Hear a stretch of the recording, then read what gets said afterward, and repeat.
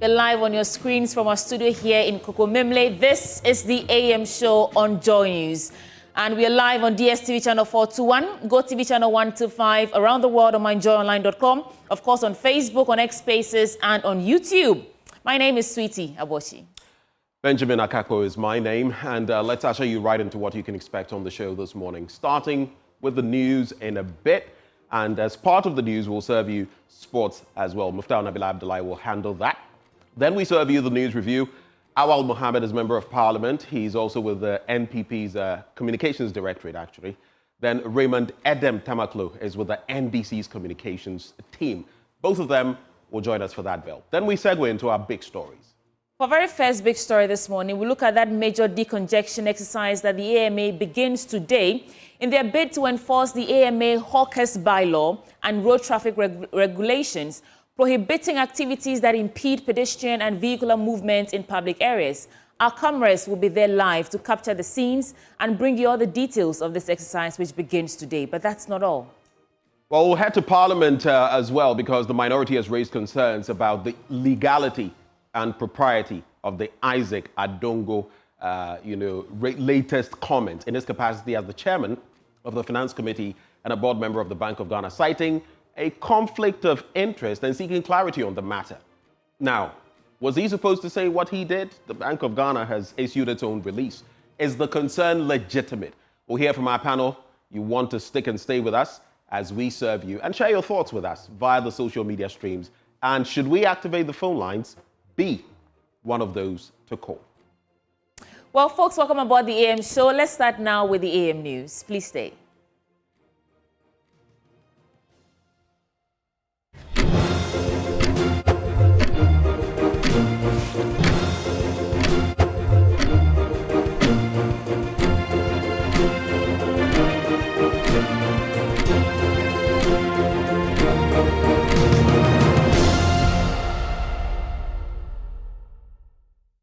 Welcome aboard the AM show, the AM news bulletin now, and details now.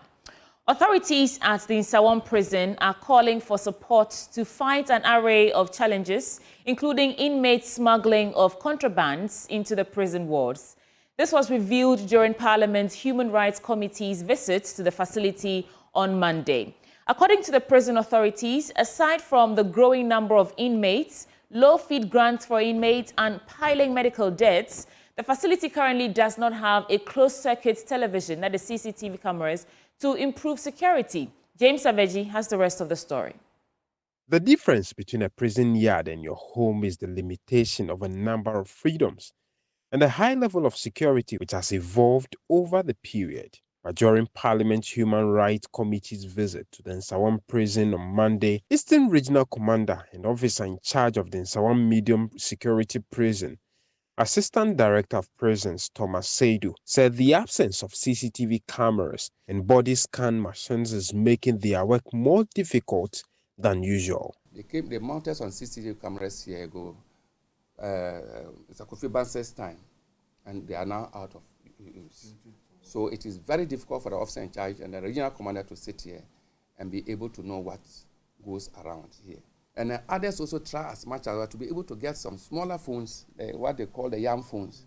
Yeah, they can insert a human rights until you suspect the fellow highly and you send the fellow to a hospital. You cannot just insert to get it. And then we hear that people are using phones here. We've written we wanted jammers and then beepers, so that when there is a beeper, and then you have a phone with you, and then it picks a signal, it's supposed to beep. And even if we have the jammers, we'll jam it, and then when you have it, it becomes useless. So that also goes to help in our operation.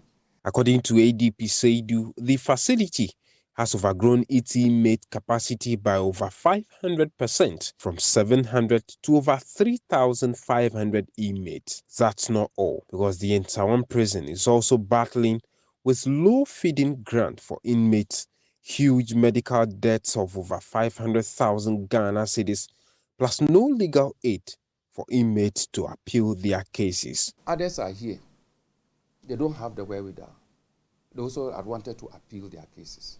What do we do? That is a challenge. Every time they are on you. Even if we have the appeal school, when you process them to appear before court, they don't have any legal backing. So they go, they don't even know how to be able to argue themselves in court. At the end of the day, the appeals are turned down and then they are brought back. After interacting with prisoners at the condemned ward, MP for Madina Francis Xavier Soso appealed to President John Mahama to extend presidential pardon to a number of these inmates this year. You recall when they were appealing for intervention, you saw almost all the 100 and about 73 inmates, kneeling down and begging for mercy. I would want to use the platform to beg His Excellency John Dramani Mahama, the President of the Republic of Ghana, to exercise his prerogative of mercy in granting some of them amnesty, this year. Chairman of the committee, NX Yawenim, says they will be engaging in more advocacy beyond this visit in the coming days. We'll do more on advocacy. We plan to visit the witch camps in the north, starting point, and also we want to do more educational programs. We plan to visit some tertiary institutions and raise some of these awareness so people get to know some of the important issues that borders on human rights of Ghanaians. Our right to education, our right to life is something we do not need to compromise on, and we are going to work hard to ensure that Mr. Speaker's confidence in us as a committee, we are able to achieve all that. In the meantime, the Nsawam prison hangs in there, hoping for more government commitment or benevolence of private organizations to clear its debt and help improve security at the facility. James Savage's report for Joy News. Pavement traders are calling the bluff of Accra Mayor Maxwell Alote, who has vowed to evict them by today.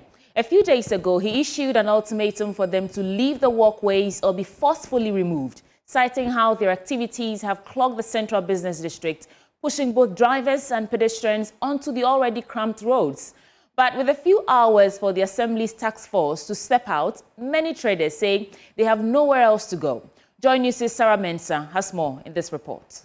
Less than 24 hours before AMA's decongestion exercise, traders seem not to be ready to move from the pavement. Just last week, the Accra Mayor warned traders to leave the pavement. In fact, he gave them up to Tuesday to vacate the pavement. Otherwise, they are going to remove all of them. So we are currently here in Accra, the central business district, to speak to some of the market women or the traders. Do you know about this directive? Me mama dear. Mini baby ako ahaya na nseme ma no kromo nhwe ma we ya na ye de hwe ye ma ye de bi ha dan ye de bi tua wata benti ne ye to aba no se ya to aba no omba ye sa bokoba aba bokoba akọ enti e china obeba na omba acha me wa ha na ma hwe de meyo no obeye no mo ba no mo se oni oma obeden ba me ba be hwe de be koso wa. Are you working tomorrow? I'm coming tomorrow. Really? Now ba no mo se oni oma. Oh, me shega. E was say me ba. Na me be hwe se ne e be kɔ no. Minti na fie saa say se me manti me ma me ba. Ebi wo hanu aba space da ba bi aye wa, omutimi chense mu nkomachi. Na mun hihye mu na mun nyina anya fefefe.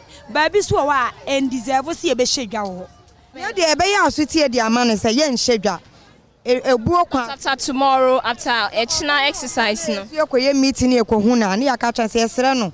O ma yambla ye chidi ya hyehye ye hu yie. Se na be ya adra afo no so e twam a o menye beebi esi nipa. O china mimba. Ga mi manyi mi tumi ndwane. E ti o china mimba. O china mimba. E fi se e to mbe ye adwuma no mu ye adwuma road hu aye fi dodo. O mu ye adwuma no kama. Na bibia nkoso enti meaning echina umba na trese umba ha bie umba mbe ton ade wa ha bie o china de mi mba na o chira chi de meba aga chi mi de o china mi to mi ndwane mi ya blewa na ma follow no mi se bi mba lo mbe ba chi mi eti fi o china ko de o china de mi mba na fi o china ko de meba be pe mi loans ka anya sa de a In less than 24 hours, the mayor of Accra is expected here to clear traders selling by the roadside. We've been speaking to some of them, but they seem not to be ready to leave the streets. This is going to be a real litmus test for the mayor to see whether he can deliver where others failed. Reporting live from the streets of Accra, Sarah Mensah. That's a great report there by the beautiful Sarah Mensah. Let's move on now because PRO of the Accra Metropolitan Assembly, Gilbert Ankra, says traders selling on the streets will be moved while those on the pavement will be rearranged. A lot has gone on today. For instance, Mayor met Assembly members. He has met the task force as well. We are looking at having other meetings. As you can see, there's another meeting in there with the revenue collectors of the assembly. If you are on the streets, it's totally a no-go area. Aside that, we are also looking at the pavements. Those are quite bigger areas to demarcate those areas for the traders to embark on their trading activities. So immediately we move them and then we embark on the cleanup exercise. We are going to ensure that we provide some places for them to embark on their... Immediately. So is it going to be the next day? If you are moving them today, where are you taking them? So immediately they need a place. Can you give me a day, a timeline? When are you giving them a place? Of course, I may not be able to tell you. The exercise that we are going to do is in 3 phases. So after we are done with the entire exercise, today we'll move in to do the demarcations on the various pavements and other open spaces that we think these traders can come and then embark on their business for the meantime. Well, that's that on a planned decongestion exercise that begins today. And you want to stay glued to us because we bring you all the details. And while there's increasing recognition of anthropology's relevance in a globalized world and within Ghana's cultural context, challenges remain regarding the discipline's development and support in the country. Alumni President of the University of Cape Coast, Department of Sociology and Anthropology, Evangelist Augustine Mensah. He's encouraged anthropology students to proudly uphold their degree and disregard stereotypical misconceptions about the program. He also indicated that efforts will be instituted to mentally free students of the stereotypes surrounding the study of anthropology, revealing plans to increase the interest of students in the program. Evangelist Augustine Mensah was speaking at the 2025 Alumni Homecoming, and there's more. The second edition of the Alumni Homecoming of the Department of Sociology and Anthropology of the University of Cape Coast was built on the theme Anthropology in the Global Context. In an interview, the head of the Sociology and Anthropology Department, Professor Georgina Yaodro, explained the concept of anthropology and the reason for the homecoming. The Department of Sociology and Anthropology of the University of Cape Coast is really happy about this program taking off. And I would say that it started last year when some of the key, like we said, the name is two, so it means it's sociology but also anthropology. And most people don't really know what this whole concept of anthropology is. So, yet it's about studying cultures, it's about understanding humanity, it's about what we can do, communicating, interacting generally. And most of our products are all over. So we thought that we'll use the opportunity of this homecoming to engage with the current students, but to also sensitize and educate Ghanaians generally. It was one of these scholars who said, do you know that in Ghana, it's only University of Cape Coast that has a department of anthropology. At Tech, they have sociology and social work. At Legon, they have departments of sociology. And here we have sociology and anthropology. So that shows you that it's quite relevant, but not many people have understood it. And even here at UCC, sociology started with anthropology, so it's comparatively young. So to us, this is an opportunity to educate the general public about anthropology and what it stands to offer. The alumni president of the department, Evangelist Augustine Mensah, in his address, advised anthropology students to dispel thoughts of stereotypical misconceptions surrounding anthropology. High-quality education goes with modern technology and improved infrastructure. The alumni plan to assist in this regard by collaborating with the department to discover areas that need improvement and offer assistance. Low self-esteem of some students. It has come to our attention that some students feel demotivated as they cannot publicly feel proud and chest out of reading anthropology due to the stereotypic and toxic comments from non-anthropology students and lecturers alike. This is one of the reasons why this homecoming event has been organized. We will do everything possible to ensure that the anthropology program becomes the butterfly, in quotes, and most loving program on UCC campus that every student will love to read. From UCC, Abigail Lissel Nkrumah reports for Joy News. Let me tell you a story. She turned her birthday into a blessing for the children who needed it the most. At the Chosen Children's Center, multimedia journalist and news anchor Denisia Poma-Ejay chose to give back to those she closely identifies with, children without parents. Driven by empathy and personal experience, she donated essential everyday items to support the orphans, while also calling on the government to empower them with skills that can boost their future prospects. We'll tell you that story now. It was a birthday with a difference at the Chosen Children's Center. Instead of a party, gifts, or cake with friends, text producer, presenter, and voiceover artist Denisia Poma-Ejay spent her day giving rather than receiving. Her reason? She's walked this road before. Poma is an orphan herself, but unlike many, she had the blessing of knowing her parents at least for a while. Driven by empathy and experience, she chose to pour into those who may have never had the chance, donating essential everyday items to support them, while also calling on the government to empower them with skills that can boost their future prospects. I'm an orphan myself. My mother died some 17 years ago and my dad died last year, so I'm just like them. What inspired me to do that was because this year, my birthday, I decided to just celebrate my birthday with people of my kind. I also think the government can do its bit by providing some sort of skills training for these orphans, because I mean, it shouldn't end at them being at an orphanage and being fed and all that. Thank you to everybody that helped to make this work. It wasn't just Denisia, it was Denisia and every other person that loved and bought into the idea. Prophet Dr. Wisdom Makini commended Poma for putting smiles on the faces of the orphans and urged Ghanaians to emulate her kind gesture. The Bible says in Proverbs 19:17 that any gift, any help unto the poor is a loan unto him, the Lord. And he, the Lord, will repay the people. So if you know this, that anything that you are doing for the needy, the Lord will repay you in myriad of fold. When you are doing it, you should do it from the free heart. The orphanage also showed their appreciation. I'm really happy to have Denisia's donate over here. We are so grateful to them, and we really appreciate her and her family for bringing all these wonderful items to the children. We are really grateful. The children were elated, their smiles infectious, and in giving joy, Poma found her own, reminding us that sometimes the best birthdays are the ones we share.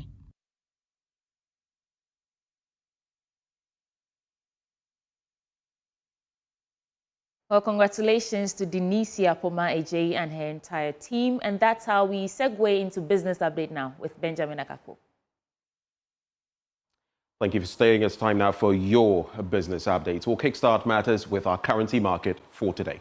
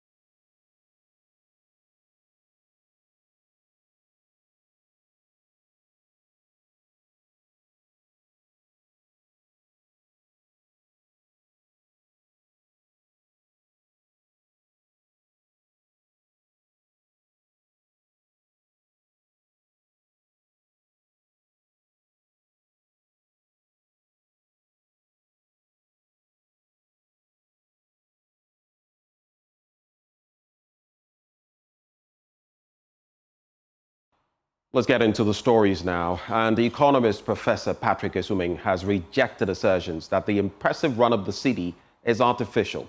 He argues the current economic trend is backed largely by both internal and external economic fundamental factors, which have contributed to the appreciation of the local currency.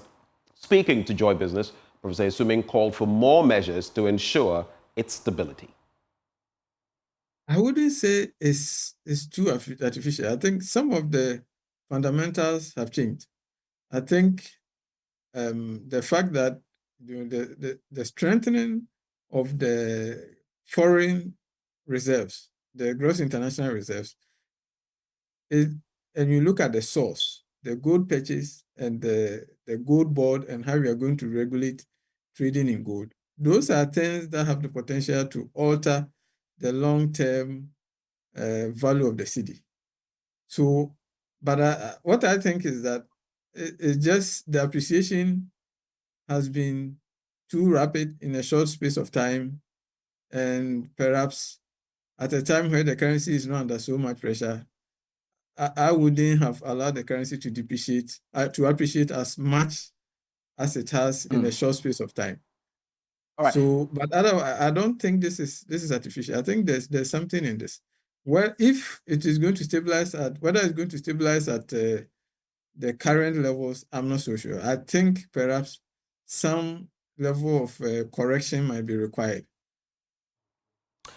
Now, the Social Security and National Insurance Trust has called for broader consultations on the review of Ghana's retirement age. Commenting on calls for an upward review on the retirement age, Director General Kwesi Afrɛ-Bainey explained that solving the unemployment challenge would be critical in expanding the pension contribution pool. He emphasized that the National Insurance Trust would focus on expanding coverage by increasing informal sector subscriptions. He spoke at the opening of SNIT's new branch located on the Spintex Road.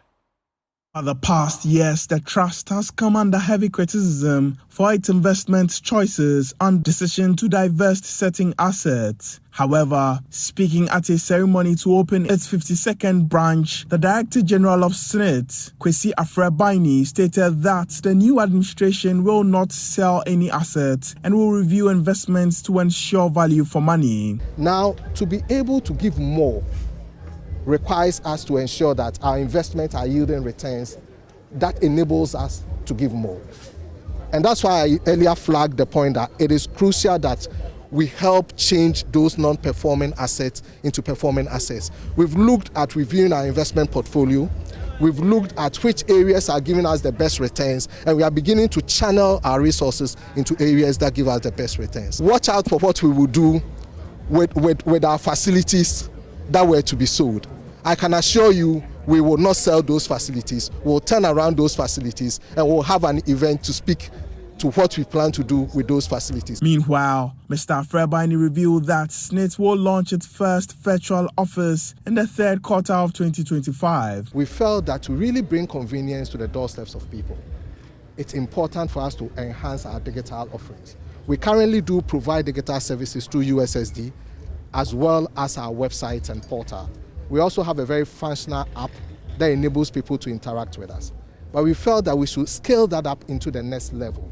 The next level being having a virtual brand that provides the full bouquet of our services. You dial in, you have a benefits person to work with, you have a compliance person who is prepared to engage you, you have a data person who is prepared to engage you. So whatever you can walk into our service halls and be served with, you can actually just dial in, and we are available 24 hours to provide that service. The Social Security and National Insurance Trust aims to improve access by expanding its branches. The outdooring of the Spintex branch will serve a rapidly growing community and its environs. While it plans to open its new outlet in Medina, it also seeks to leverage technology to expand the country's pension pool.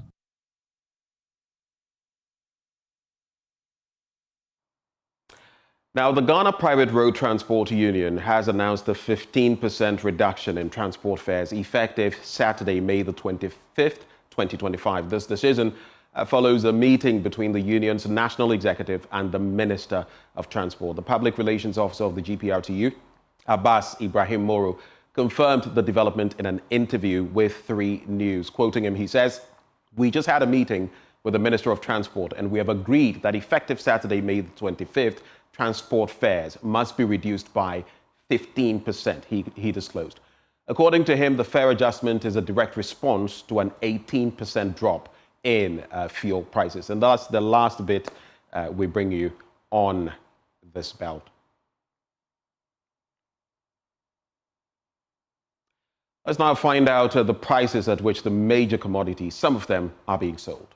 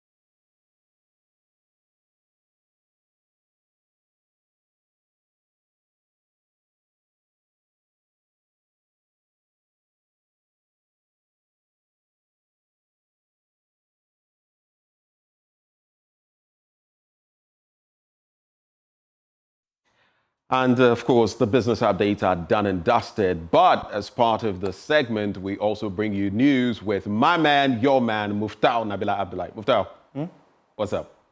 I didn't wake up well. You didn't wake up well? on which side of the bed did you wake up? I'm actually wondering, because yesterday I left here around 11 p.m. After sports zone, I got home around 12. I close my eye and wake up. I said, I can't be here again. Hey, this life, you don't balance. So. It is what it is, for God and country. What's coming up in sports, Muftau Nabila? Well, in the world of sports, Ghana Athletics President Bao Fusena has hinted that the country could be organizing its first ever National Athletics Championship to select Team Ghana for the World Championships in Tokyo later this year. And also the Europa League final, your Man United is coming up against Tottenham Hotspur. What is going to happen on Wednesday night? We have details here on the AM Sports.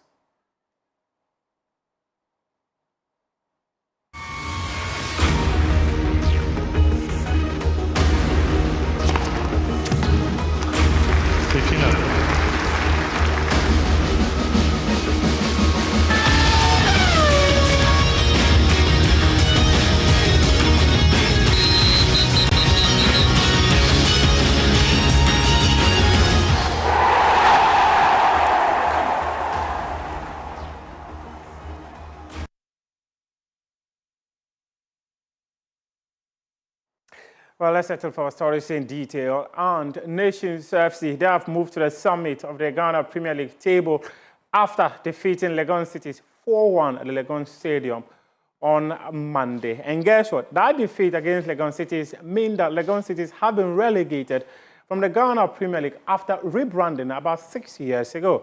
Legon City has come into the Ghana Premier League with some pomp and pageantry following the acquisition of the club and reconstructing its name from WA All Stars to Legon Cities, including the signing of former Black Stars captain Asamoah Gyan. But about 6 years on, the club has been relegated from the top flight. We take you to Legon Stadium and bring you highlights of the game against Nations FC. And I have a problem at Diamo. Beautiful control from Raymond Oko Gripman. Jemu Adiama Abranta and the Sarek Alasa. Sarek is so anti-chanso. Pian Adiama Nipa. Nations FC once again. Omora 18-yard boxing. But bet me who a goal.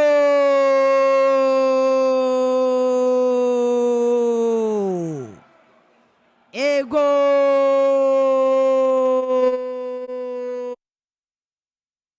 And that was the opening goal of Nations FC as they secured a 4-1 win against Legon Cities at the Legon Stadium on Monday afternoon to relegate this club to the lower tier of Ghana football. As I mentioned earlier, after their rebranding about 6 years ago, in fact, they had actually brought artists like Shatta Wale, Medical and Co. to the Accra Sports Stadium just to attract some numbers to match centers. But unfortunately, about 6 years on, the club has been relegated from the top flight. And this was Legon City's equalizer after Nations FC had opened the scoring. And guess what? In the end, it was Nations FC who secured a 4-1 win, and they are now at the summit of the Ghana Premier League table. Now, let's bring you some athletics stories. And the president of Ghana Athletics, Powerful Hussein, he has hinted that there is a possibility the country will be organizing its first ever national championships to select Team Ghana for the Tokyo World Athletics Championships that will be happening later this year. According to him, the athletics governing body is organizing many competitions to give athletes in Ghana and outside the country the opportunity to compete and meet the qualifying standards for the World Championships. And that would mean that if we have many athletes qualifying for the 100 and 200 meters events, Ghana will have to organize a national championship to select Team Ghana. We want to give the juniors more competition for African Junior Championship in July in Cape Coast, in Nigeria. So these are their final trials. So after this one, we will select a team, junior team, to represent Ghana at the African Junior Championship in Abeokuta, Nigeria. The seniors, so this is their first outdoor competition. We'll have a couple of them before August, so that by August we will formalize our 4x100s for the World Championship in Japan. Right from here, the Nigeria, we will do African Junior Championship in Nigeria, and we'll come back to do West African Junior Championship in Accra. We're supposed to do it before the African Junior Championship, but because of time factor, we could not get enough funds for the West African Juniors. So we'll do the African Juniors, we'll come back to Ghana and do the West African Juniors, then we'll do our National Championship in August, where we'll have final selection for World Championship in Japan. We are praying and hoping that we will get more athletes qualifying for the 100 meters than 3. If it's more than 3, then we have to bring all our foreign-based athletes to come to Ghana and do national trials, just like how Nigeria does it,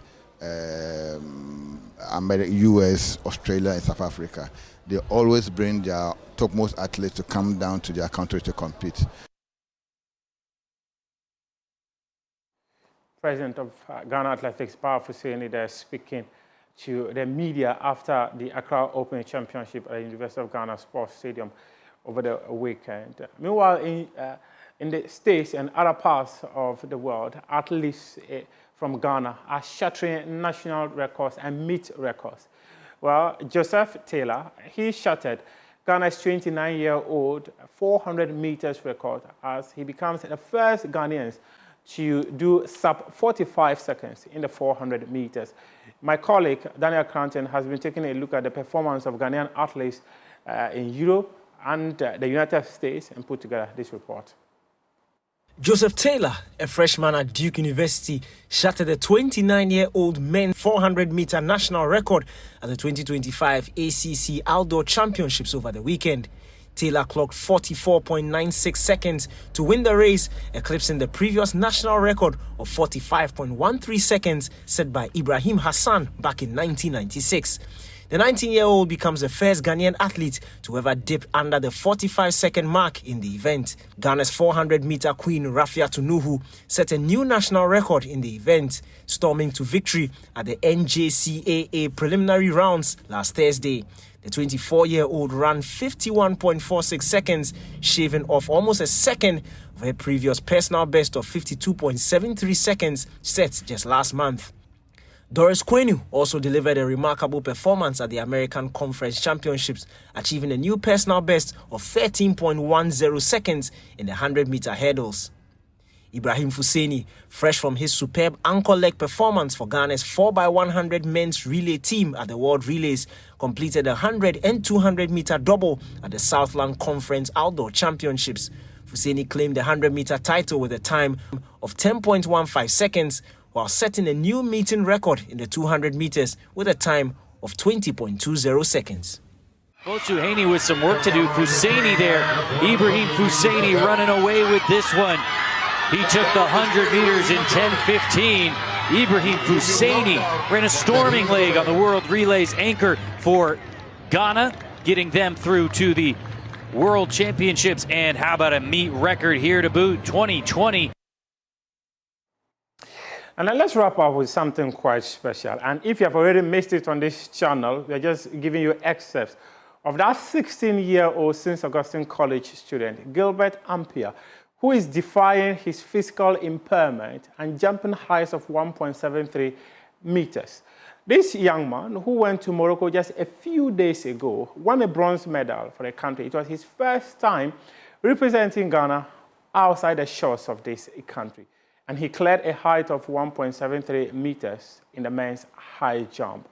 My colleague Nathaniel Arthur visited his school, spoke to his parents, and put together this documentary. These are some excerpts of it. After that, you can head on to myjoyonline.com and read something special on this young man. More than 2 hours' drive from Accra, on the line of the Atlantic Ocean, is St. Augustine's College, Ghana's first Catholic second-cycle institution with a great tradition of sound education spanning 95 years. In the education mix is sports,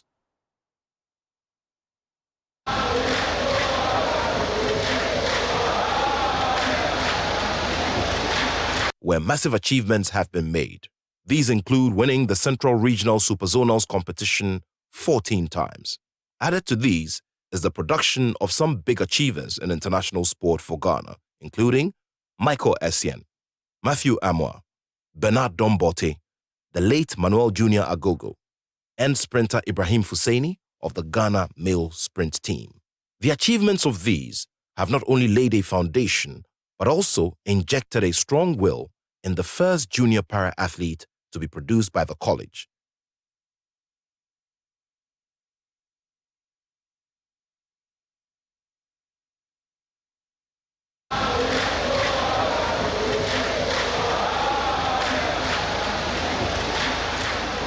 Welcome. A story of rare discovery, strong will, and inspired hope.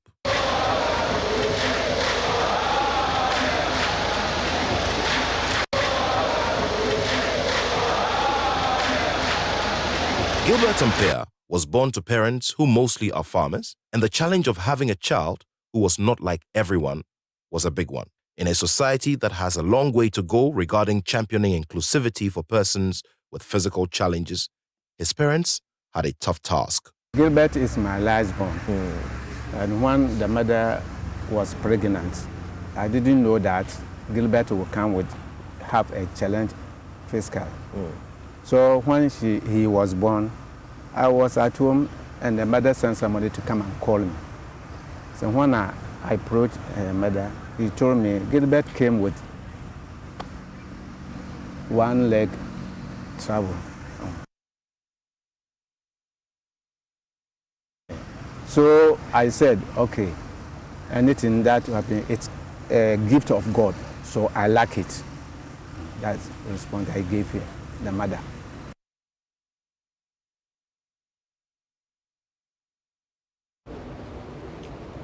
When I was in Form 2, like we were playing volleyball for fun.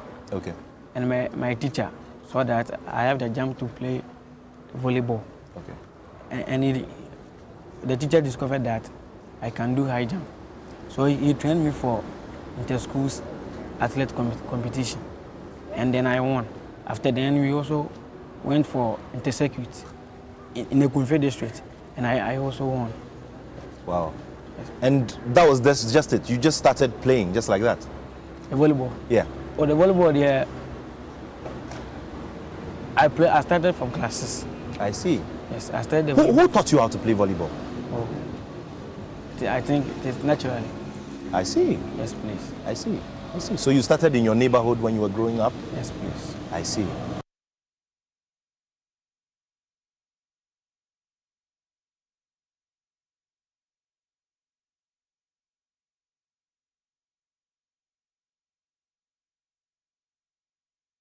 After their final examination, and when he was first at the competition, this is education gave him a citation.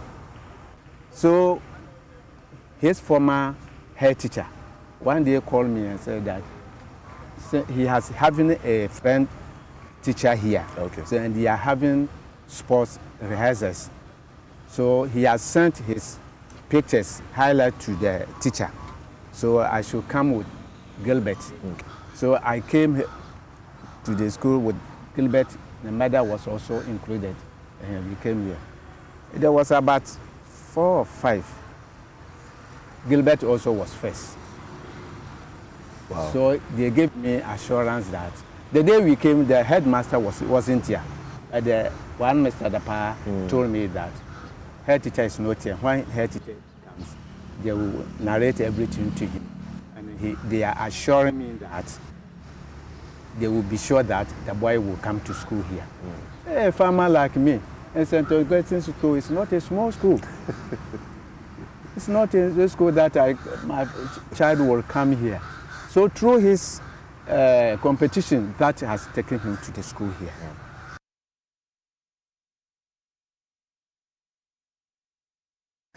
When I took over the reins of leadership here on November 1st, the first decision I took was to admit new students and as my protocol list. And interestingly, Gilbert Ampere, with an aggregate of 14, was part of my protocol list. I inquired from their coaches, why this? Because if protocol means that you are special. So what is so special about the athletes? And then I discovered that with his intellectual acumen and being handicapped, he still has some prowess in him to go far. So with that, I said, well, this is a Catholic school. We believe in inclusiveness. We believe in holistic education. And with all of us on board, we need such talent to bring the best out of them. And so quickly, I picked up the signal of admitting him into St. Augustine's College on my protocol list. And by and by, as we moved on with training, we realized that he's here to be discovered.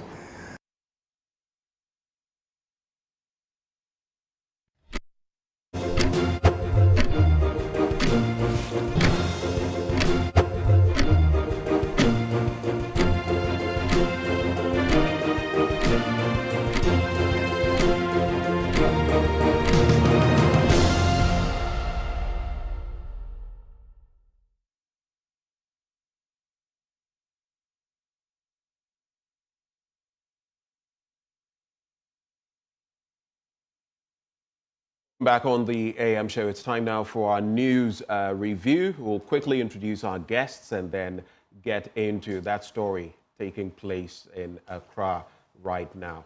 For those joining us for our conversation this morning, we have Awal Mohammed, he's with the MPP Communications Directorate, and Raymond Edem Tamaklo, he's with the NDC Communications team. However, there's a major decongestion by the AMA to begin today in a bid to enforce the AMA Hawkers bylaw and road traffic regulations prohibiting activities that impede pedestrian and vehicular movement in public areas. Well, our cameras are there live to capture the scenes and bring you all the details of this exercise. Our man on the beat, James Aveji, is right there. James, good morning. What can you report from where you are?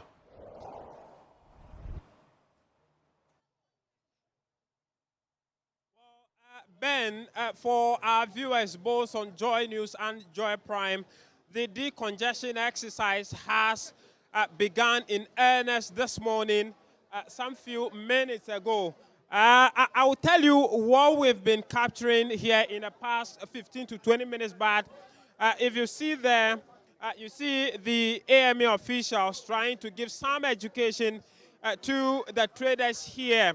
It is more or less like an educational or public awareness drive than what we anticipated to be a bit more combative approach to the decongestion. So the whole exercise started from the Tudu Market area, right opposite the AMA office. And we are currently at the Rollins Park here in Accra, moving towards the Timber Market area. It will be surprising to know that the entire stretch of the street has been swept clean. There are no traders with their wares on the grounds, on the roads as we used to know. On a normal day, when you come to the Rollins Park area here, towards the timber market, the entire stretch of the road, both the right and the left shoulders of the road, even to almost the middle of the road, would be encroached by traders with different wares ranging from clothing to foodstuff to cosmetic and anything you can think of. They are serving breakfast, lunch, and dinner all on the road. But as at this morning, the warning from the AMA in the last few days, especially from yesterday, that the exercise would happen this morning, has gotten to the grounds. The traders have swept the street clean of their wares. There's nothing on the street. What is happening at some point is some traders receiving their goods with cars, and those cars have been parked on the shoulders of the road. Those are the ones that the AMA official special task force are getting the traders to take off the road. You see the leader of the AMA task force sometimes approach the traders and advise them to take their goods off the street. And those instructions they have been complying with. Let me take you to the other side of the road now, where the task force are engaging someone who has already laid their goods on the street, shoes and sandals, ladies and men's wear. What you see there, they are currently helping the traders to pack the goods into the sacks so that they take them off the shoulders of the road. And so what we have observed so far indicates that a good number of the traders have moved their wares off the road, but quite some few numbers still have their shoes, their clothing, and their trading materials on sacks on the road. And so those ones, they are helping them to pack off the road. And so Ben and listeners on Joy Prime, generally, there have been some level of compliance here at Tudu to Mokola to Rollins Park, all the way towards the timber market of the Central Business District here in Accra. You see some of the traders packing their things. Let me attempt to speak to some of them to know why they still have their things on the road as at this morning. Mommy, is it that you didn't hear of the instructions?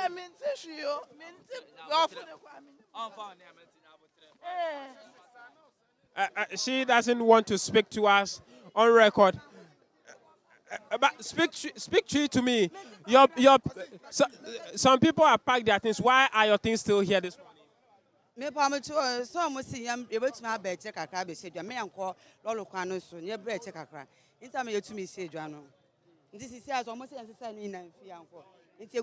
You didn't know that this place is also part of the place? Why are you packing to now?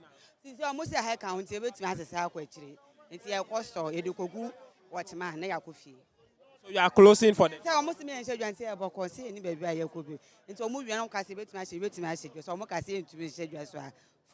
Will you come back later? But if you come back, they will come and sack you.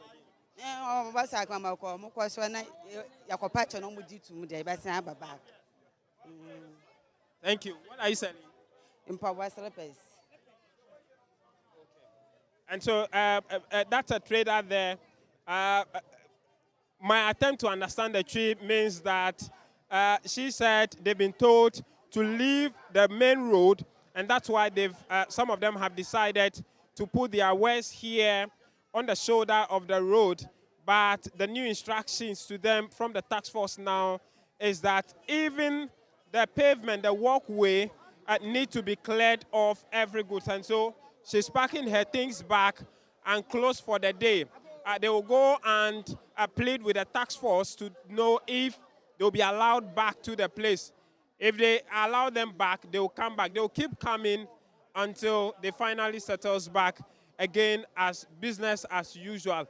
And so that's the situation. Some instructions going to other traders there who are now being instructed to pack their things back again. Relax, relax. How can you do this? You talk yourself. Is it fair? Is it fair? I can't hear you. I'm giving you 3 hours to pick this from here. Thank you very much. Uncle, what's the issue? What's the discussion with them about? Oh, they are talking about where we have placed our tables. That's what they are trying to tell me. Did you get the instruction or the information earlier to pack your things from this place? Well, they are now coming. Different instructions. Different instructions. This will come, do this. This will come, do this. So there's no any one way. You see? What were the earlier instructions? Oh, the instructions was made about 10 days ago. That you should do what? We should not come to the road. No, I believe you are not the road. We are not in the road. We are the side. But you know, with power in your hands, you do it the way you want. You feel they are treating you unfairly? Well, I won't talk so much. Thank you. You believe they are treating you unfairly? Oh, no, I will not say anything. I will not say anything. But you will pack the structures from so, but this, we'll do that. Thank you. What's your name, sir? Evans is my name. Thank you. And so that's one trader there, also been instructed to pack his things. He said there's been varied instructions to them. Earlier, they should leave the main road, and now the instructions have been reviewed that they should leave even the pavement or the shoulder of the road. And you see the woman here also trying to pack her things. I'm sure she had also set up to trade before this new instruction. Mommy, you are packing the things. Why are you packing? Abaye wasi yankwa yachi. Aye wanye gidigidi wasi yankwa chiri. Na bibia nya fine said the be aye so ye hu betoye. Na kuromu ada ho kama. Nti any problem. Nti no So where will you pack to? I see the last end is the shop here. Why are you packing? Why you be store oton fridge wo ho. Oba obebi o the fridge ni bi besisi wo. Ntimi nko biem. Ti baby ametimi ashai. Which means you are not packing any further apart from this place. Yes. So you stay this place. Yes. Say yeah. Say okay. If they come back, would you have to close entirely? Dabi. No. If they insist, what happens? Eh? If they insist that I should pack, what happens? Oh, say oba no see em park here, betimi a park. So na oba ka say em park. But say oba no o ka kire say baby aye wo no is okay. Ye ntena ho a. Say me tra dia oba mama park. Matthias. Yem boom so ye be make sure say yem ba baby or say member but stores for now omu yi omu niam free store mbesi we no so omu so hwe say omu be ye den omu so be kakra say na be ye nso be nye baby ahye ye obi na be nye sika kwaje store ye ni sika de be store ha ya na ye yete nti yesu ye be di mra no so say na ye be ya ye betimi atena pepepe na mi hira mu nyina. And so I just want to find out, do you pay taxes or toll to the assembly? We are paying 30. Yes, licenses. We are paying licenses. We are paying 30, yes. The license, how much do you pay? 50 cedis. A day or a month or a week? No, every year. No, but 30 every day. 2 cedis we pay. To the AMA?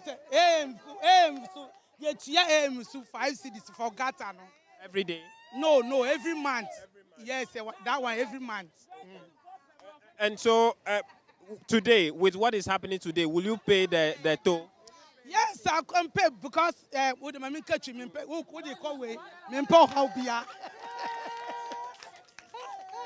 Talk to me. Yes, you bet. Yes, and say you shen ya. You den ya. You tikata inchen. Inche you den ya. Omo ba you bet ya. And one year this year you come to your bed. You bet ya. Yes. Thank you. What's your name? My name is Fatima. Fatima, the whole Zongole. Fatima 1, no size. Auntie Fatima, thank you. And so,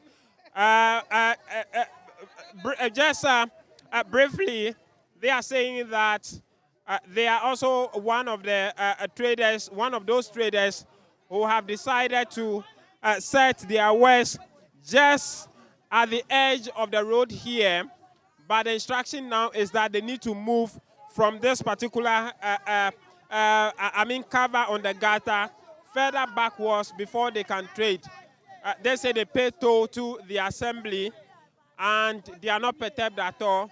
They will still pay the tolls today because they know that no matter what it is, they will still come back to continue their trade. And so the general feeling is that they would observe the instructions as it lasts for today and the number of days it will continue to last.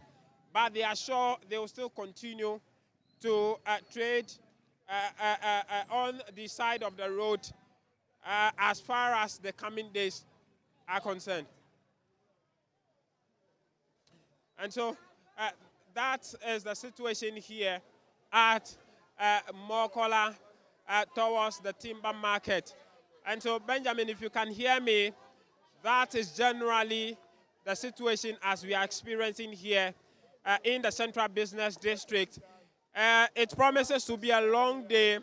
The question now remains, how would the task force or the AMA ensure the continuous observance of this instruction?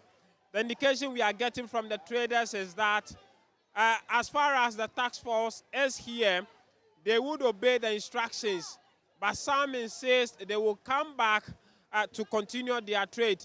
And so it's now left with the AMA task force to put in measures to make sure that what we are seeing today, where two cars can actually pass side by side on this road, which does not happen on a normal day, will continue to exist to ease traffic in the Central Business District.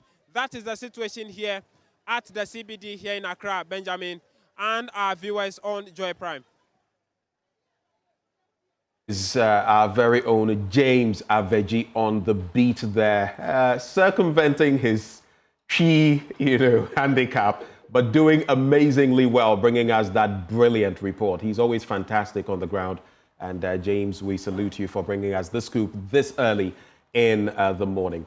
Let's come in the studio. Sweetie Abochi is anchoring from my left, but our guests are still here, Awal and Raymond. I know you'll be sharing your thoughts with us, but any thoughts on that decongestion exercise? It's not the first time this is happening, gentlemen. Not the first time. We've seen this before. And it's an important point he makes, that for the first time, you can see two cars go side by side in this enclave where usually a sea of human bodies and all of that. Yes. Two things. The woman who says, oh, yeah, and the man who also feels, but they are being a bit unfair to us. I was just thinking about those. Quick reflections, and Sweetie will take it from there. Okay, thank you so much. Good morning to our cherished viewers, and thank you so much for the opportunity. I think, as you said, this is not the first time. I remember in 2009 when Oko van der Poel came and said he wanted to make Accra the city. At a point in time when he started doing this, there were publications that the president had called him to tell him to stop. When President Mills himself came back to say that he didn't ask him to stop, but at a point in time he had to stop.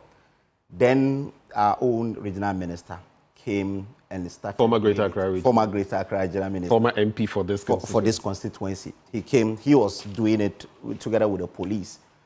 Initially, driving from Adabraka to Kokobot can take you like 30 minutes. Then it's a journey of like 2 minutes, but it can take you 30 minutes because of the congestion of the area. But fortunately, when he started it, alongside with the police, you can drive within 2 minutes and get there and so on. At a point in time, when he stopped, the AMA brought in their task force, and they couldn't sustain it. So that is the problem I see with this one. In fact, if you go to Agbubulushi now, the scrap dealers and the rest, those some are back. They are back. Yes. So what I'm saying is that if the regional minister had done this, and we're supposed to see the AMA, the assemblies also trying to complement what he has been able to do, that will help us a lot. Right. This one, the problem I see with it is that they are doing it with only the task force. The task force have been with them for some time. You heard her saying, Abaye, so how sustainable is this? That's very important. But I think that the AMA can still do it with the police rather than the task force. They can do it with the task force, but alongside police, so that at least we can get them to clear them on the way. But do we have a place for them to also go? That's also another question. Adam. Yes, and so good morning to you and to our cherished viewers and listeners. Now, I understand that there is the need for our people to want to engage in commercial activities, but that need must also go in balance with the need to maintain public order and safety. And so even though they are engaging in commercial and business activities to keep soul and body together, it cannot come at the expense of posing security threats or safety, challenges to pedestrians and people who use the road. And so you cannot come out of that need to sell by the road or on the road or in the pedestrian walkway. And so I am thinking that... But like Awal made the point, it's genuine. They have business interests, but people must also be able to walk freely. How do you balance that? Where do they go? That's another question. Yeah, so the people who are clothed with the authority to make sure that there's a certain discipline along the stretches, along the routes, must come up with ways to ensure that there is a designated areas for such persons who have the need to engage in commercial activities. Right. And the people who are supposed to use the roads, the people who are supposed to use the walkways are also allowed to do that without any concern for their safety or whatever concern there may be. Now, with the issue that has to do with sustainability, again, the point must be made that once you have the authority, once you are clothed with the authority to ensure there's a certain safety, there's a certain discipline along the walkways or the roads, those authorities must make sure that it continues on that tangent. Right. So we cannot have a situation where this is a 9-day wonder. We clear the people, the next week and they are back. And so the AMA, whatever collaboration they need, the market leaders, the transport union leaders and all of those people, they must come together to ensure that this is sustained. Right. Sweetie, there's a message that comes through from Dionuzem Labi. He says, good morning. If only this will not be politicized later, we need area markets to be active. Do you remember, every community having its... He's proposing that as a solution. Or physical barriers that actually prevent these traders from encroaching the streets. You could put rails close to the stalls so that the space, it makes it impossible for them to actually... At whose cost? The state? The ordinary taxpayer? I mean, yes, if it brings some permanency to it. I mean, I've been following the stories from last week about reading our streets of these foreign beggars and now this. I'm excited, right? But I also get the concern you're raising about being a 90-day wonder. I think let's give them some grace and see what they do. Yeah, let's see what they do with that. Second here, down initially after they finish, you had a lot of traders down there when they started with this marbles and so on. Now you don't find anyone there because they cannot trade over. But I think those rocks, even that they put there, they take away from the beauty of having to put those rocks in there because you don't want them to.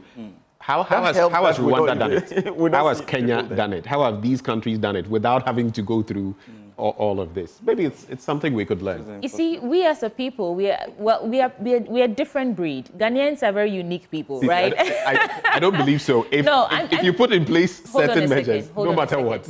Earlier, before we even started, there was a news report by Sarah Mensah, one of the women who she interviewed. She said that today she will not show up. But, 2 days or so later, she will show up because she can't run. So she's only not showing up because... But across the continent of Africa, they are the same. No, but that's... You go to Kenya, people are the same mindset. No, I'm not saying that we are different from them, Ben. I'm saying let's look at what we do here that will work for us as a people. You know what I'm saying? Kenyans did what will work for Kenyans. Tanzanians and all the other African countries did what works for them as a country and a people. We are a stubborn bunch. And I mean, the majority of our economy, those who, medium and small enterprises, these informal sector traders and all that. And if you don't provide a place for them, they will keep pouring out on our streets. But let's move on. Let's manage the time here. I have the Ghanaian Times newspaper. Luckily, I've had some time to go through, so I know exactly the stories. Oh, well, I'm told the AMA boss is actually speaking. Let's take you live back there, and then we'll come back to the studio. Me. And this new Jimmy. She be an infita PPP, MPP. What you mayor komipe. Only into machine legacy ake. I'm the youngest mayor ni wo. Oh yeah, we also. We mini wo wa mini ma chunu chumo. Blackmail me party.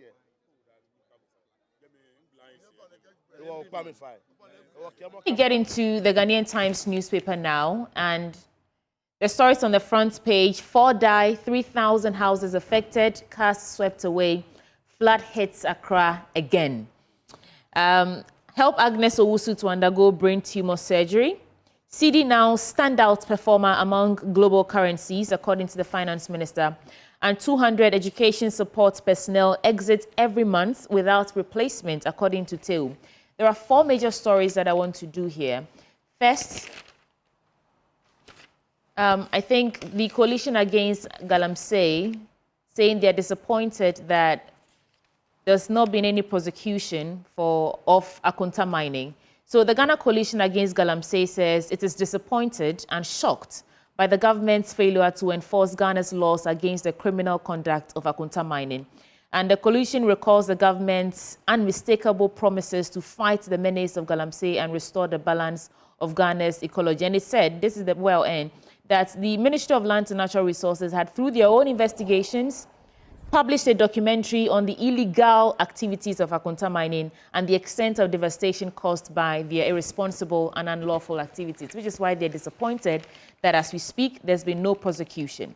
The second story I want to get into is CD now standout performer among global currencies, according to the finance minister. The Minister of Finance said yesterday that the CD has solidified its position as a standout performer among global currencies, achieving a 16.7% appreciation against the US dollar year to date. And this marked a significant reversal from the 13.4% depreciation observed in the same period of 2024, he said. And the third story I want to look at now, flood hits Accra again. Like you said, it's always something we come back to every single year. At least 4 people have died following flooding that occurred after a downpour that hit the Accra metropolis and its environs on Sunday, with 3,000 households affected and dozens of cars swept away. NADMOS put the number of deaths as 1 person who lost his life when he was, just details of the people who lost their lives. And I will end with my last story. It's a sports story. Police Faith Ladies win historic Women's Premier League FA Cup, and Police Ladies beat Ampem Dakwa Ladies 2-0 to win their first ever Malta Guinness Women's Premier League title at the University of Ghana Stadium. Congratulations to them. Gentlemen, Awal, I want to start with you. These 4 stories for your quick reflection. Okay, so... like 3 stories. The last one is just celebrating the women for their win. Yeah. I'll start with the Akunta mining. I remember on the 21st of April, we saw a press conference by the Lands Minister showing some documentary and purporting to say that this documentary is an area that was destroyed by Akunta mining. Yes. Fortunately, they told us that they had arrested 49 people, 2 pickups, excavators, and so on. And the response from Akunta mining is that send me to court if you think I have done something wrong. That was what Chairman Wontumi said. Akunta mining belongs to Chairman Wontumi. Chairman Wontumi got his license somewhere in 2012, 2013 under the NDC. And later, he had some brush with them when they saw that he's a politically exposed person. Now, well, I hate to do this to you, but we need to listen to what the AMA boss is saying right now. And we're crossing over live. James Aveji is still there, and the AMA boss is speaking now. You know, when even people hate Jesus Christ, we all believe in Jesus Christ, but it's people hate him. Other people, some people worship different gods.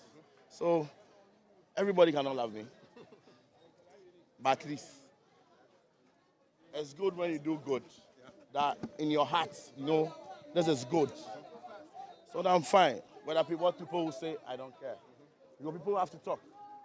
If you are not the news, if you don't make the news, nobody will talk about you. So I'm here to make a mark. I'm not just coming here to sit in the office.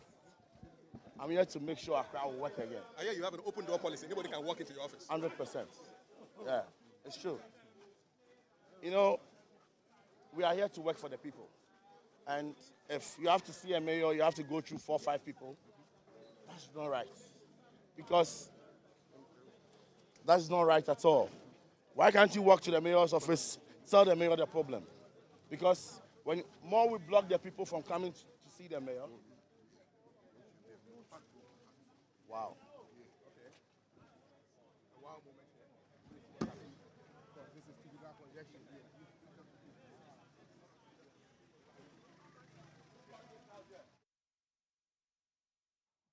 Right, and so that's what's happening right there on the grounds for this planned decongestion exercise. I mean, they were warned, and the mayor is saying that he's running an open door policy. But while I took the wind out of your sail there, let's hear you out now. Yes, so I'm saying that when they held a press conference where we saw the minister crying on a live TV when we said he was shedding crocodile tears, we were right by saying that because, you see, when the people were arrested, they arrested 49 people. 2 pickups, 30 excavators, and so on. The press release by Akonta Mining is that these are not my equipments. I have not ordered anyone to go anywhere. You have arrested people. If you have arrested people and equipment, go and see who registered the excavators because they are not made in Ghana.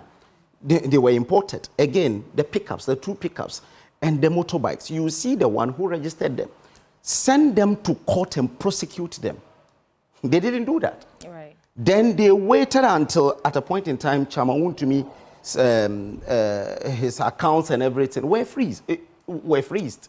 So after they froze the accounts, then he had to go to court to sue the government. The problem with this government is that they like the media prosecution. They are always in the media telling the people of this country that some people are guilty of offenses, but they are not being upfront by sending them to court. That is the problem with Akonta Mining. And that's, so I'm happy that the coalition is saying that they are disappointed in government because, you see, the government do not have any case against Akonta Mining. A reason they have not been able to send them to court. Quick thoughts, quick thoughts on this. If you say there is nothing, Akonta Mining is whistle clean. You remember the first instance under the former president? Yes. Where Akonta Mining was cited for some illegalities. It took a while before Mr. President also came out, former president, to say that as of that time, no wrongs were being committed. Yes, you may say that usually the law wouldn't be retrospective, but wrong is wrong. Yes. But when you talk about the fact that these 49 people who were nabbed and all of that, you do know that as part of the Minerals and Mining Act, it's not just about owning a concession or working on the concession or leaving the concession fallow. If you own that concession and you allow people to invade that concession and purport or perpetrate illegality on that concession, you're responsible for that. You know that. So in April, you arrested these people in April. As I speak, you've not prosecuted anyone. And that is the problem. Yes, but my point is, on the basis of that, you also cannot say that there's no evidence, there's nothing against them. Though I know there is that surety in courts, 20 million being demanded by Akonta Mining came out with a press release to say that he has not sent anyone, he has not given anyone the permission to enter any forest. Those you have arrested are human beings. Go and send them to court. They will tell you who sent them there. I'm sure you've seen the river of people who have been taken to court.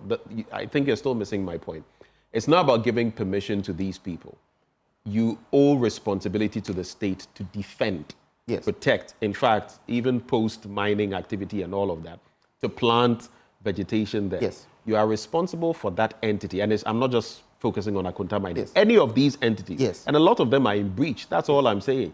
Yes. The fact that you are there and someone comes there on your blind side does not absolve you. That's the whole point. Akonta Mining is saying that in the last 3 years, he has been engaged in reclamation of the land. That is what Akonta Mining is saying. And he's saying that if I have done anything wrong, send me to court. Anyway. They are yet to send him to court until he has counter-sued the government for not sending him to court. That's why I'm saying that when you check, the Attorney General has done not less than 4 press conferences. Right. But he has only taken 2 cases to court. Why? The problem with this government is that they like the media prosecution. Okay, I think you are repeating what you've said now. So are guilty of some. Right. Adam, do you have any thoughts on that? So on his initial comment, okay, unlike the NPP, the NDC is not interested in hurriedly pursuing justice. The point must be made very clear. We are not. And so before we go to court, or before the Attorney General goes to court to prosecute any matter, he must have a certain honest belief, okay, in the guilt of the people he seeks to prosecute. He would not do that out of public pressure, or that because the president made a certain promise to the Ghanaian people, or that because the NPP in opposition is giving us pressure. No. We are going to make sure that before a docket is presented before the courts, there is a certain honest belief, so much so that the Attorney General will not go to court and later be desiring the cooperation of, persons who are before the court to, Pause right there. Okay. So you make that point, and I agree with you, but you must also see the point of Awal when he says, if that is the case, or if that be the case, why not just wait when you have all your facts, you take your docket to court? How about the media and press conferences and all of that? Now there's a 20 million Ghana cedi suit. Of course, I'm not saying that that means anything in court. Usually these things come up. But if you had your facts, why wouldn't you just wait and then proceed with your docket to court rather than the media bit? The point is also clear that that need to prosecute, okay, must be balanced with the need to be accountable to the people. Because the promise to the Ghanaian people was that we are coming to prosecute all the wrongs. Now, the Attorney General is the legal representative of the Ghanaian people. And so the people who he is representing must at all times be kept in the loop of what is happening.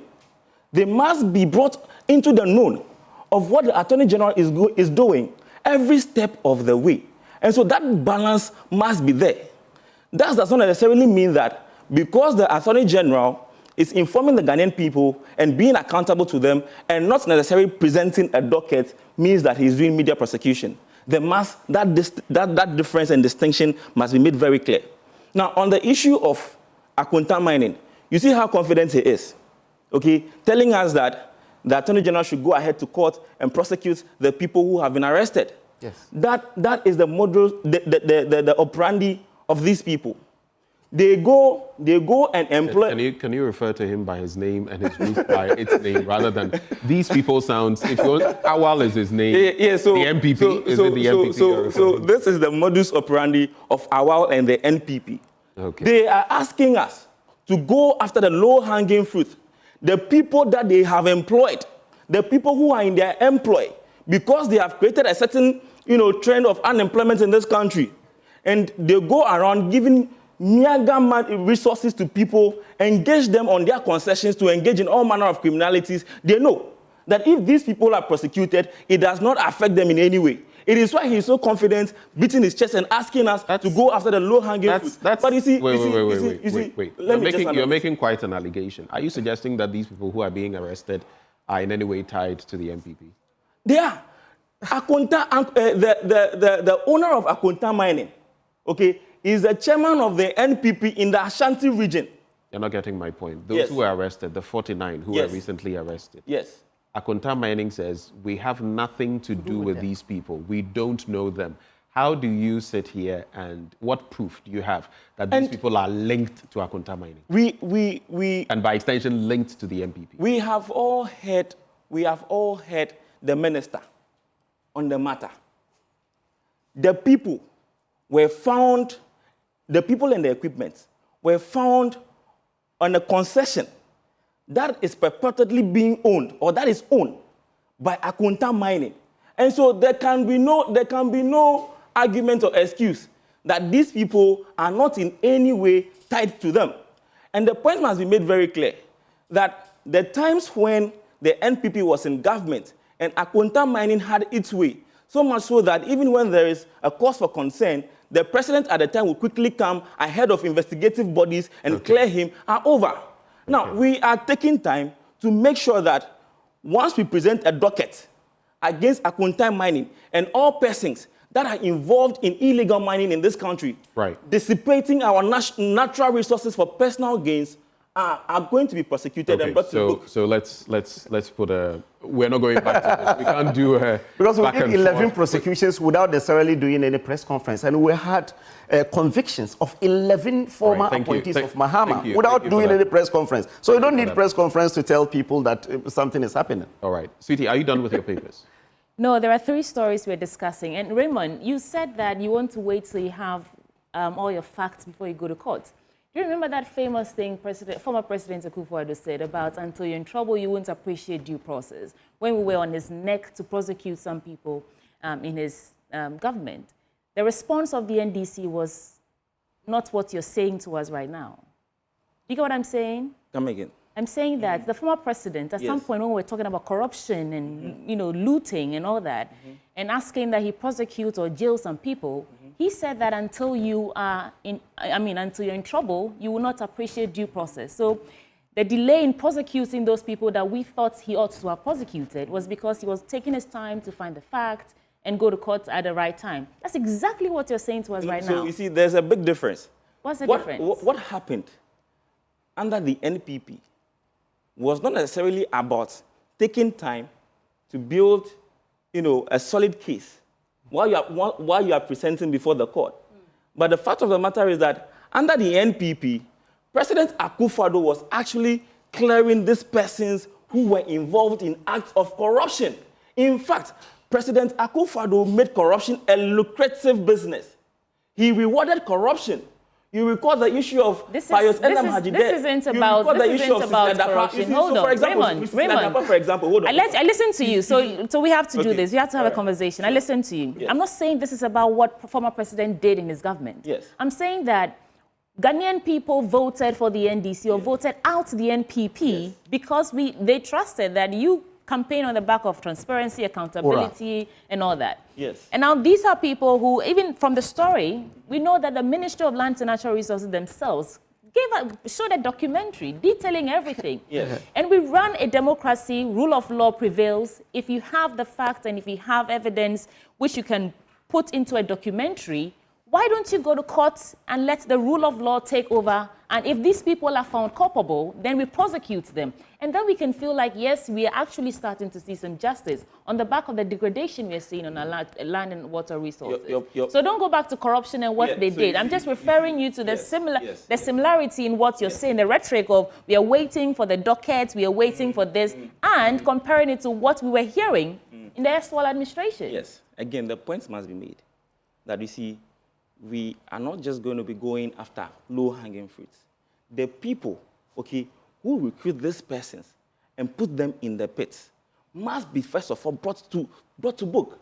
And so we must take our time and ensure that proper cases are built against these persons, rather than just out of a certain public pressure. So that's your point. Exactly. That's the point I'm making. Let's go back to the two other stories, and then we can manage the time. Yeah. There was a story about the CD depreciation. Don't go back to that. We have to make progress. Yes, on the CD depreciation, the CD appreciation now. Appreciation. Yes. On the CD appreciation, I think that it's good news for us as a country, especially looking at prices of things are determined by the forex. So definitely, if we see this appreciation, we are happy as Ghanaians. But we're only asking how sustainable this is, because you see, the businessman is not looking at it coming down to even 4 or 3. The businessman is looking at stability. If it is stable, you can predict the prices of goods tomorrow. That is very important. So, but you see, what we're seeing now, if care is not taken, you will see the going down and moving up again, because if you look at the factors that is driving what is happening today, there are 4 factors. One is that the debt exchange program we did. Now we have to push some of the maturing debts that we're supposed to pay in 2025 and 2026 to 2027. So the government is not paying any maturing debt this year. So that is one factor. The other factor has to do with the fact that we have a buffer. The gold, even the Bank of Ghana governor said that indeed the gold is helping. The buffer of 30.5 billion, 30.5 tons that we left has given the NDC the space. Are you taking credit for the appreciation of the cedi? Just so we can get the point out. I am not. But I'm saying that, I'm telling you the factors that is driving it, because the Bank of Ghana is saying that the gold is part of the reasons it is where it is today. And you know that there was a launch of the gold for reserve in 2023, which between independence and 2023, we had only 8 tons at the Bank of Ghana. So we had to buy about 20-something tons to make it 30.5. This government came and continued and made it 31 tons.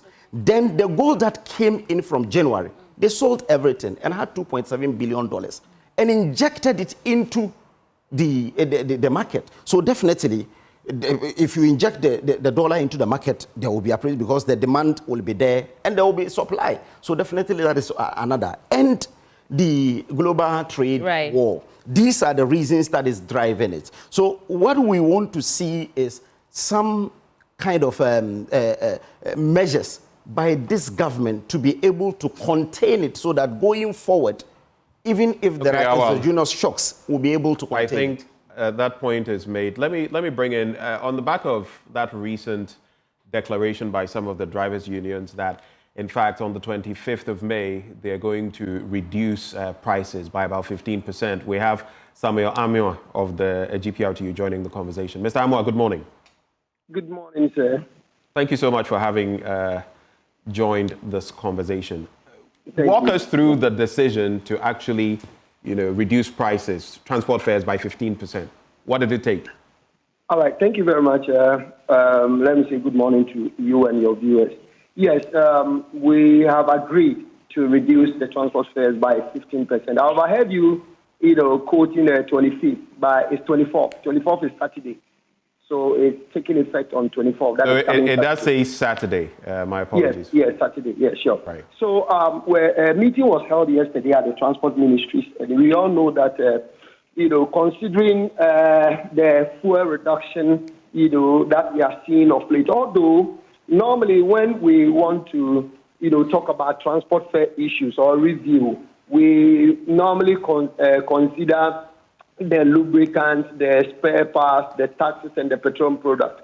So yesterday, after a meeting with the transport, minister and his men, we got to understand that where the fuel prices now, there is the need to reduce, the transport fares.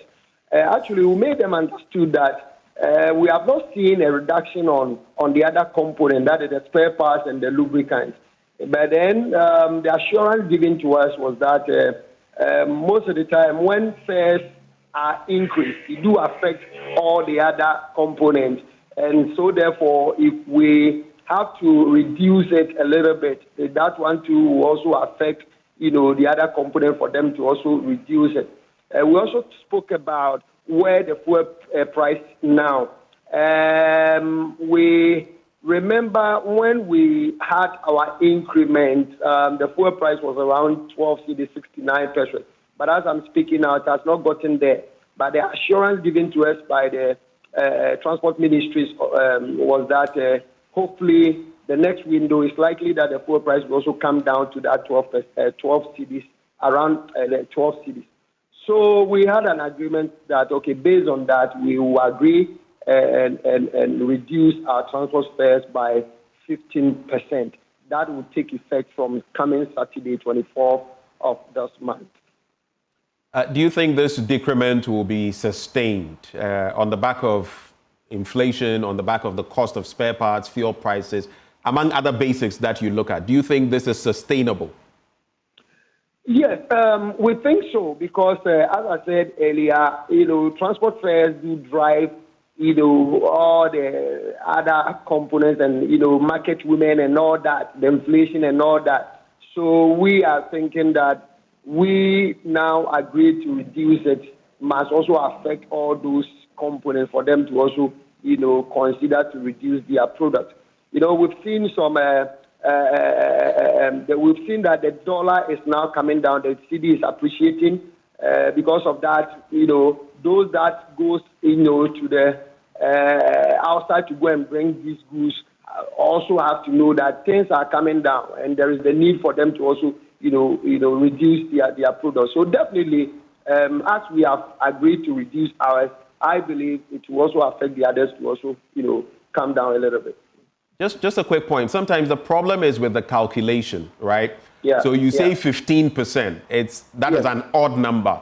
And sometimes assume someone is paying 70 pesos, for example. If you take 15% of that, you are looking at about, 1 CD and 50 pesos or 1 CD 5 pesos, thereabouts. Sometimes it becomes difficult and people still end up paying more than the decrements that you've given. How are you going to regulate that?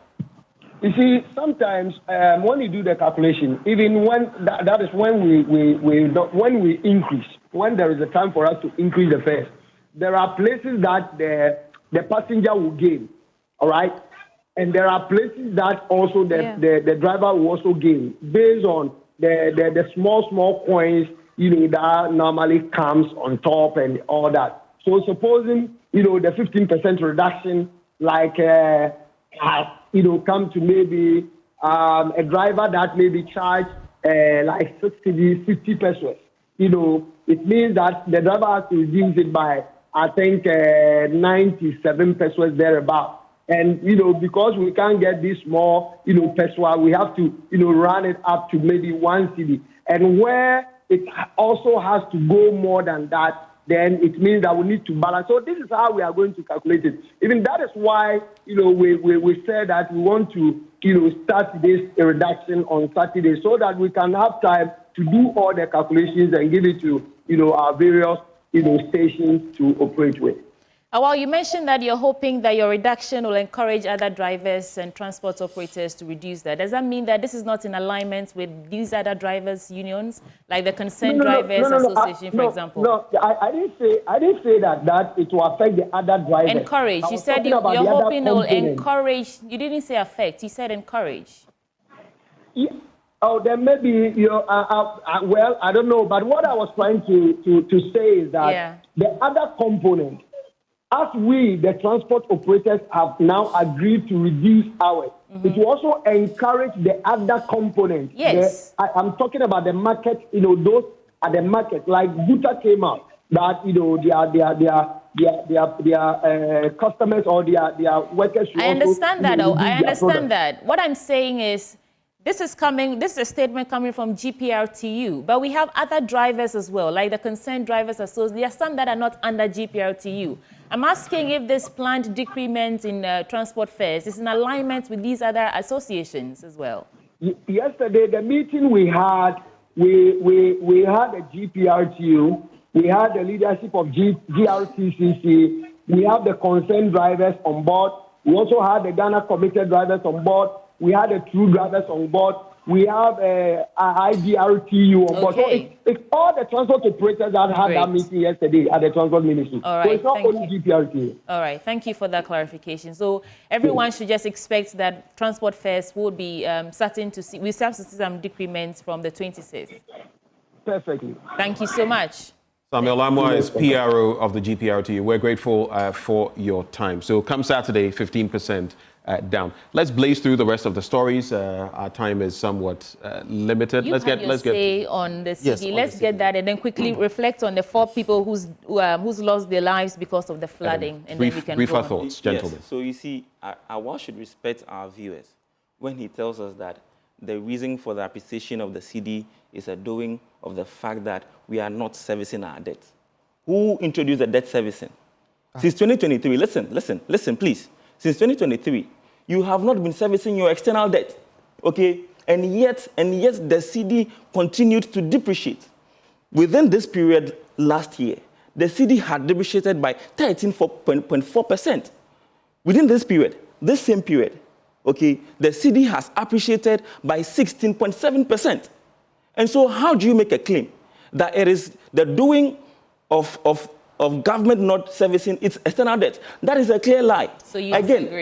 Are we paying the maturing debts today? We are not. Because when we did the debt listen to you. No, but you see, listen. Raymond, we are listening. Allow. I am not saying that we are not servicing our debts. We are not. But I am saying that it is not it's one of the factors. The appreciation of the cedi cannot be a function of the fact that government is not servicing its external debt. That point must be made clear. He goes on to say global externalities or whatever the case is. It is not. Today, according to Bloomberg, the cedi is the best performing in the world. The cedi is appreciating against every... Some economists here also say that this appreciation... So allow me. You said I should be brief. I want to be brief. You want me to be brief? Allow me to be brief. When you say something, it must also be... Some economists like Professor Suming also say, while this may not be artificial, we must control it. If you watch China's economy, it's not all about letting their currency appreciate. In fact, sometimes they strategically, intentionally, let their currency depreciate. So there's some wisdom in there as well. No problem at all. No problem at all. But the point is that the real reason... wrapping up on this. I'm wrapping up. The real reason, okay, why the cedi is appreciating so much against various major currencies of the world is the fact that there is a certain confidence in government's fiscal and economic policy. All right, thank you. That point must be made. So take and the the activities of Gold Board as well is showing up the confidence of the... Because we have a buffer economy. Take a first bite about the four dead, 3,000 houses affected because of the floods, and then we can move. Well, that is very unfortunate. Every year, we come back to the table and we speak about these things. Sure. It has become a perennial challenge. How do we mitigate this challenge so that it does not become recurrent? I mean, I am tired of having this conversation over and over again. I've listened to the President of the Republic. He has said that he has constituted an anti-flooding task force to look into the real reasons why we continue to face these challenges year on year recurrently. And so I want to have that confidence and assurance that once that is done, we are able to see the real reasons and we deal with this menace decisively. Thank you, Adam. So last year, you have another reaction? Yes, no, this one. Last year, we were in this country when this thing happened. The president said, what thing happened? You will use the flooding. Okay. He said you use engineering solution to this. 1 week when they were voted for, in March, there was a task force to look through this so that they will be able to bring a lasting solution to this. The task force started their work by moving around the areas as far back 12th of March. What have they been able to do in the last... you could also be asked, you've had the Garrett project, you've had DRIP and all of that. For how long now? So that's what I'm saying. What did it achieve? You said it's one of the reasons in how many years? Out. I'm saying that it's one of the reasons we voted out. In how many years did you have that? And you talk about 2-3 months, and you are calling for accountability. Rightly so. No. But if you're calling for accountability within this short period, then I'll refer you to Garrett and DRIP and ask you, how did that also impact our flooding? We did a lot of decongestion and we did a lot of desilting and so on. But what I'm saying is that you said you have a different approach to solve it once and for all. You had people, you had the ministers, you have your deputy chief of staff. But that's also exactly the point. You did all these things. An engineering solution is not now being profit. You profit it as well. Yeah, but what profit and engineering solution. That's why you think in power now. And for the last 2 months, what are the activities of these people? Okay, that's very important. That is a justifiable. I don't want to. I don't want us to able to deal with the gentlemen. Hello, but in 5 months, you want us to preposterous is that proposition? I mean, what is the logic in that? So get this straight. Yes. We regulate here. Yes. Okay. It's not just a free-for-all talk match. That's fine. Please, let's do this so that we can all get a bite. Thank you, gentlemen. Let's get into your papers. I'll start with you, Awa. Okay. So, Baumia in tears in London. That's the Republic newspaper. Nsawam loses big in court. Appeal to stop trial flops. A victim yearn for justice. Adenta farmers in agony as land grabbers move in. 99% of emergency calls hoax as prankers flood hotlines. Accra underwater. Casualties mount amid building regulations failures. So this is what I have in the Republic newspaper. Any, maybe one or two you'd like to quickly highlight? Yes, so Dr. Baumia. Yes, that's true. Baumia was in Brussels. From Brussels, he moved to Cambridge. Then from Cambridge, he went and met our people. That is the MPP. You know, we're doing the thank you tour. So definitely he took advantage of that program that he had. So the ban has been lifted now? Yes. On the thank you tour. So he did that so that he could visit our people in London. No, I mean locally. Has the ban been lifted? No, he will have to come back before we can start again, because he is the one leading it. So in London, he took advantage of that and think that, well, let's meet them and talk to them. There, he made a lot of appeal to them to support us again. And he even said that, well, he will want to apologize on behalf of the party, right, and on behalf of the leadership of the party for our failure to win the elections. But we promised to do something different to be able to really win the elections in 2028, inshallah. There are a lot of stories that are... I think your point has been made. I just have a quick question. There are those even within the MPP fraternity who are asking, why is Dr. Bawumia leading this? The question being that he is not the leader of the party. Some people feel, of course, if there are going to be other contenders, which likely there will be, he's putting himself up, giving himself an advantage. Where are the General Secretary and the Chairman of the party? I know the Chairman has had some health issues, but these are concerns people have had. General Secretary and National Organizer were with him throughout this. Yeah, it's about who is leading. It's not about... So who is leading? From 1992 up to today, almost all the elections that we had participated, you had the leader who led, who was voted for, leading. And it's not exceptional. In 2008, okay, same thing happened in 2009 when President Akufo-Addo led it. In 2012, President Akufo-Addo led it. In 2016, he led it. So what is different? All right, point made. Any reaction? Yes, yes. So it must be very brief. Yes, yes. They say Bawumia has apologized to the Ghanaian people, and I say water is still wet. It's that simple. Water is still wet. But it does not erase Bawumia's incompetence. For 8 years, when we're calling for his apology for the depreciation of the cedi, for the worsening economic situation and all of those, the imposition of nuisance and rigorous taxes on the Ghanaian people for worsening our economic in simple terms, he did not apologize to us, and so water is still wet. Let's get into your paper, Economy Times. Incompetent, Adam, Economy Times, if you want time to look at your story. Okay, Just quickly, you have 1 minute. Yes, so we have economists propose forest rate controls and other measures to sustain cedi's gains. Price reduction. Consumers clash with traders over 60-day grace period. Cosmos Energy pledges $2 billion investment into Ghana's flagging upstream oil industry. So I would like to touch on the economists' proposed forest rate controls and other measures to sustain cedi's gain and price reduction. Consumers clash with traders over 60-day grace period. So the truth of the matter is that when there's a certain depreciation of the cedi against the dollar, immediately you find that there is an instant rippling reflection in the price of commodities on the market. And so my expectation would be that when there is a certain strength that the cedi gains against the dollar especially, we must also see that reflection on the market.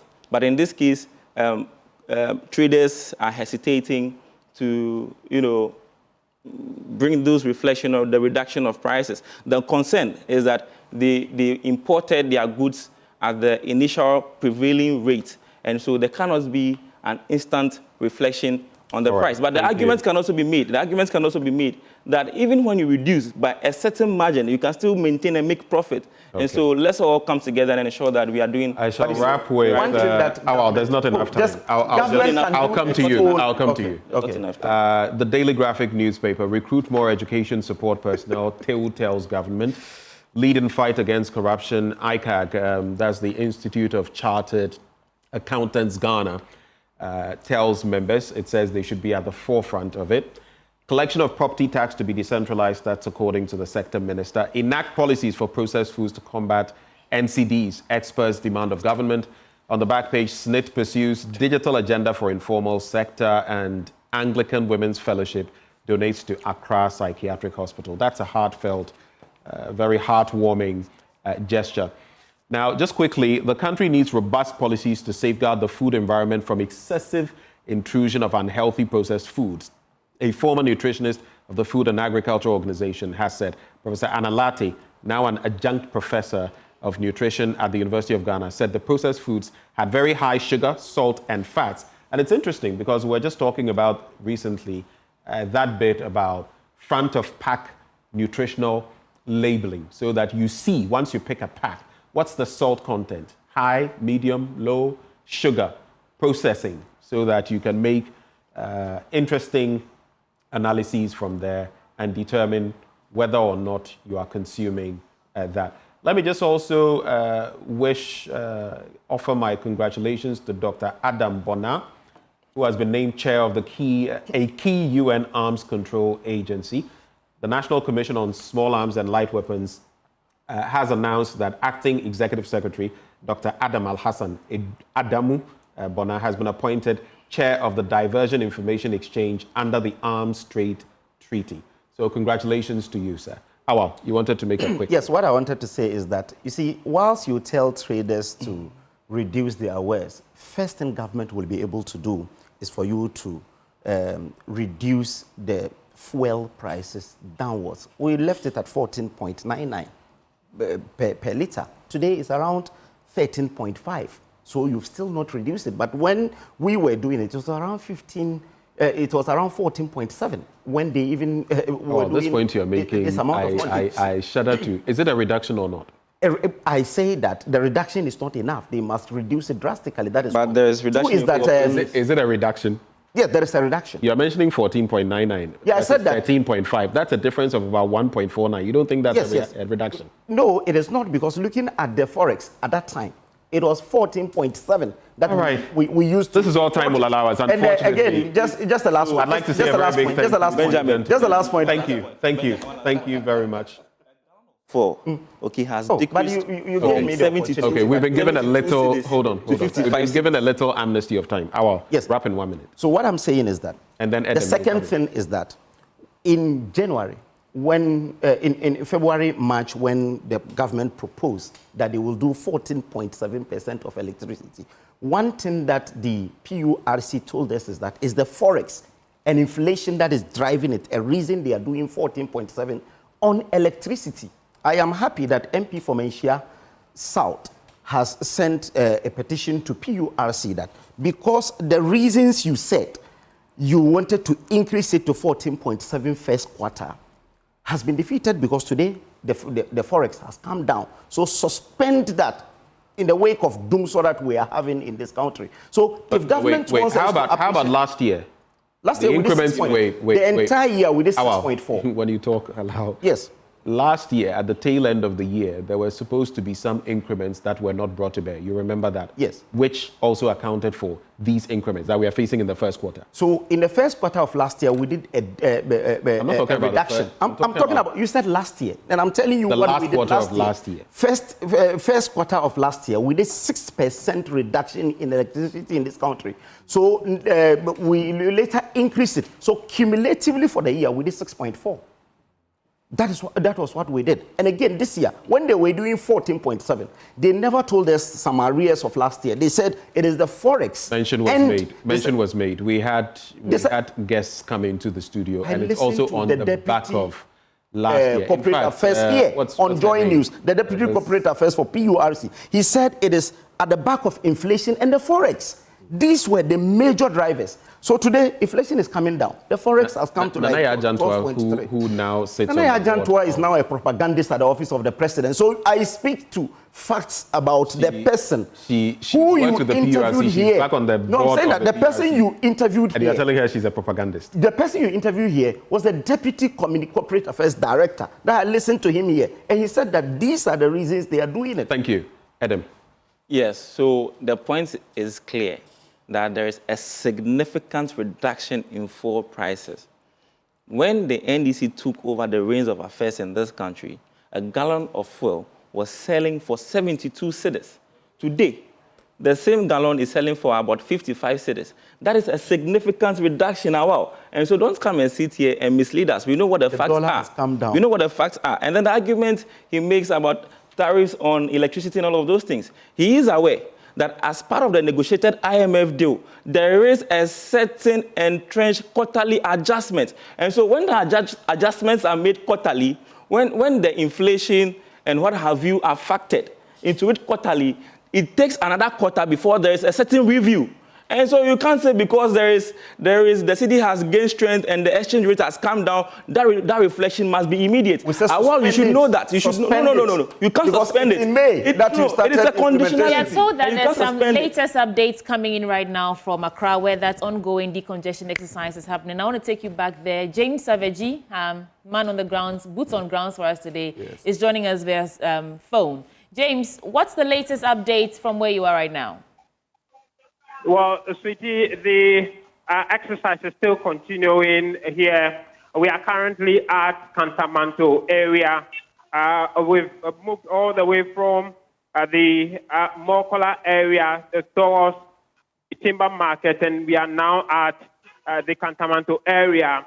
Looks like the level of compliance we saw earlier around the Rollins Park, Mokola areas, that's not what we're seeing here at Kantamanto, because quite a number of the traders have got their wares on the street. But the approach from the Accra mayor has been the same, approaching this with a human face, and in some instances, even helping the traders to move the things from roads. It's been a generous approach so far. No one has been arrested. No confrontation has happened between the authorities and the traders, apart from an isolated incident at Mokola, where a number of the market women were booing at the tax when we started the exercise. But so far, it's been generally peaceful. We've been trying so hard to get the mayor to speak to, especially to know how they intend to sustain this exercise.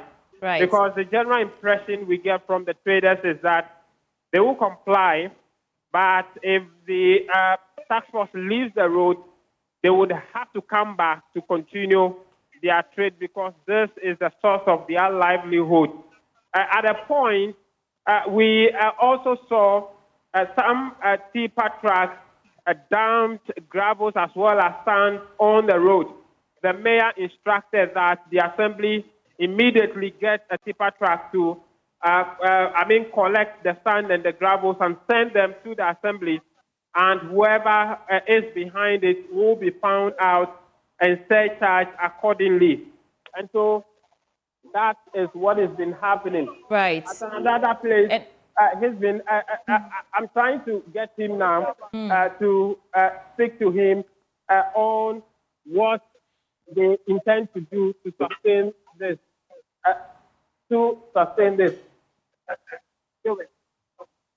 Okay. Well, James. Thanks for. Suchi, I can hear you. No, if you have him, let's hear him out. Okay. I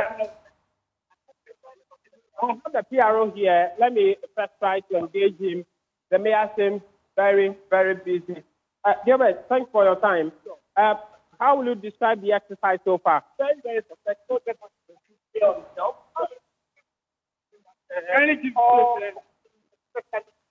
Trading activities on the street and the shoulders of the road are spent. We are poised to ensure that this particular exercise becomes a success. Okay. Let me try and speak to him. Honorable, just want to get a quick word from you. Looks like the level of compliance we saw at the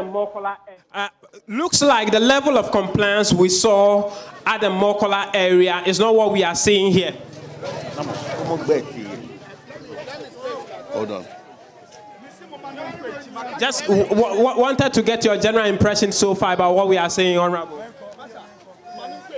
Sweetie, he looks very, very busy right now, trying to get the traders to get off the street. But as you can see there, you see the task force trying pretty hard to push the west off the shoulder of the road, getting a bit intense in this area because the traders here do not seem to be complying with the directive that has been given. Okay. Some of them are actually giving him chairs for the work he's doing.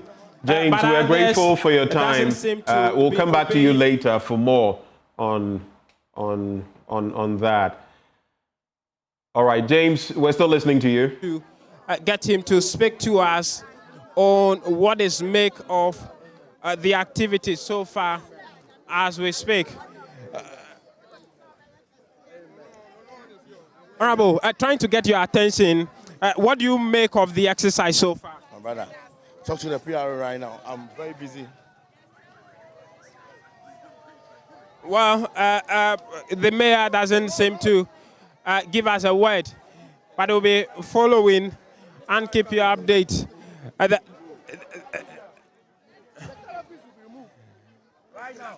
I'm asking that why do we seem to be having a bit of pressure here compared to what we saw earlier? Of course, not all the areas are the same, so we are treating specific areas with some specific, let me say, action. There are some of the areas you can see some level of compliance.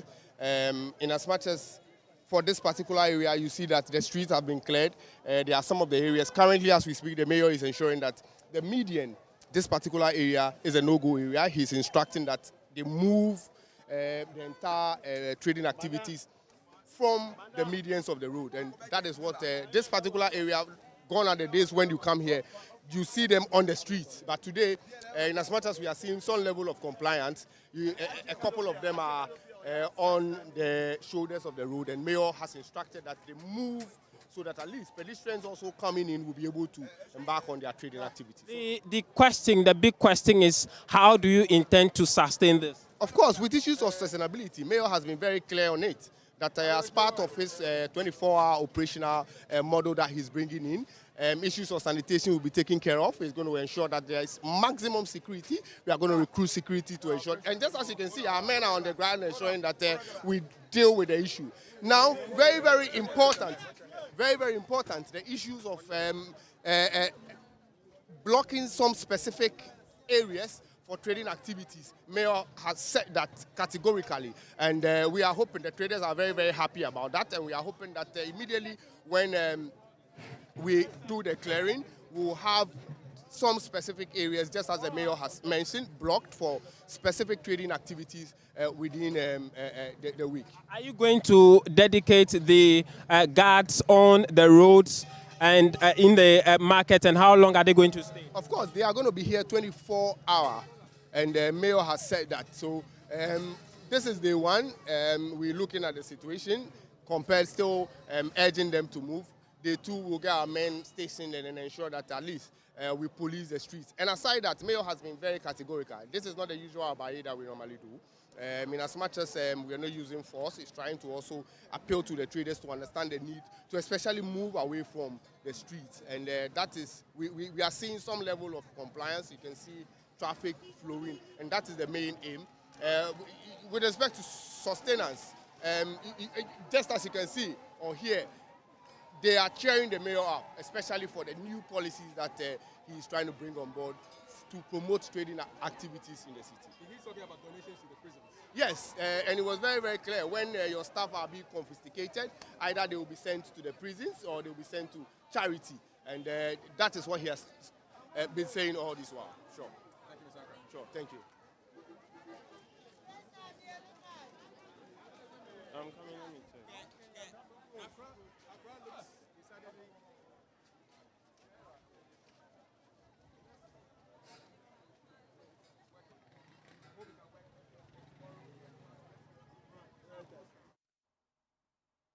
But it's time now for us to wrap up the news review segment on the AM show. Thanks to Awal Mohammed from the NPP Communications Directorate.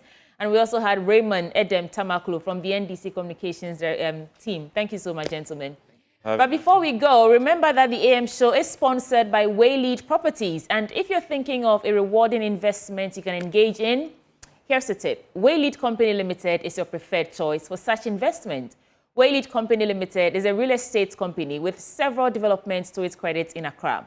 And the newest development, Willow Lane, is where you really want to put your money because elegance will always meet tranquility there in the heart of Accra.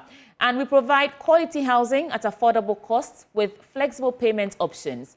At Waylead Properties, we also give you 24-hour security, reliable power supply, and other social amenities to make your stay a memorable one.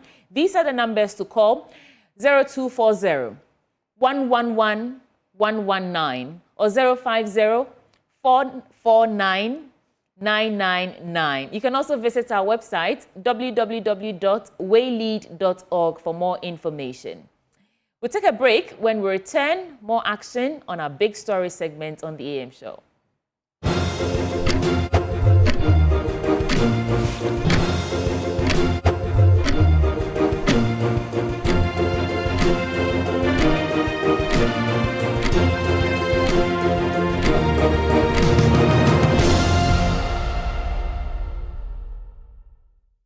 You're still watching the AM show on Joy News, and in a related matter to our biggest story today, which is the decongestion exercise in Accra underway, Accra's Kingsway Road is choking.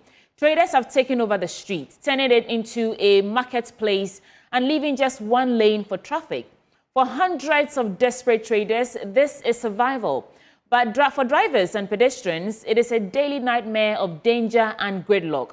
Now, city authorities are stepping in in an attempt to clear the chaos. But where will these traders go? Joy News' Anas Bella has more in this report. This is the Accra Kingsway stretch. It holds the livelihoods of hundreds of traders.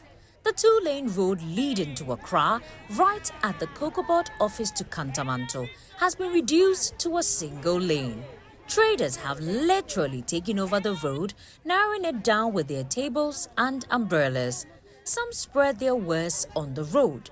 Drivers are forced to endure long traffic, carefully navigating their way through. The pavements on both sides of the road, including the median, have been turned into makeshift shops. Meet Amina Bashiru. She has been a trader here for many years. She sells vegetables to feed her family. She knows this street is not safe for selling, but until there's a proper market space, this is her only choice. But any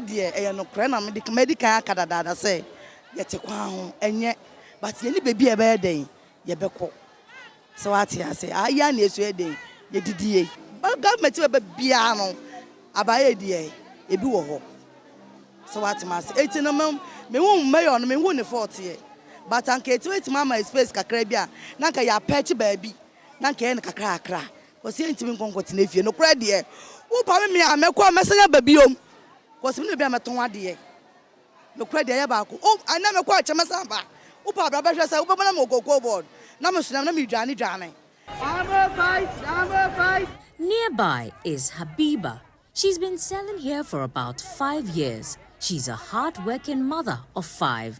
For her, the street is more than a place to sell. It's where her children eat. But she fears what will happen if they are forced to leave. Market one, and the young Accra, but you need market ankasa.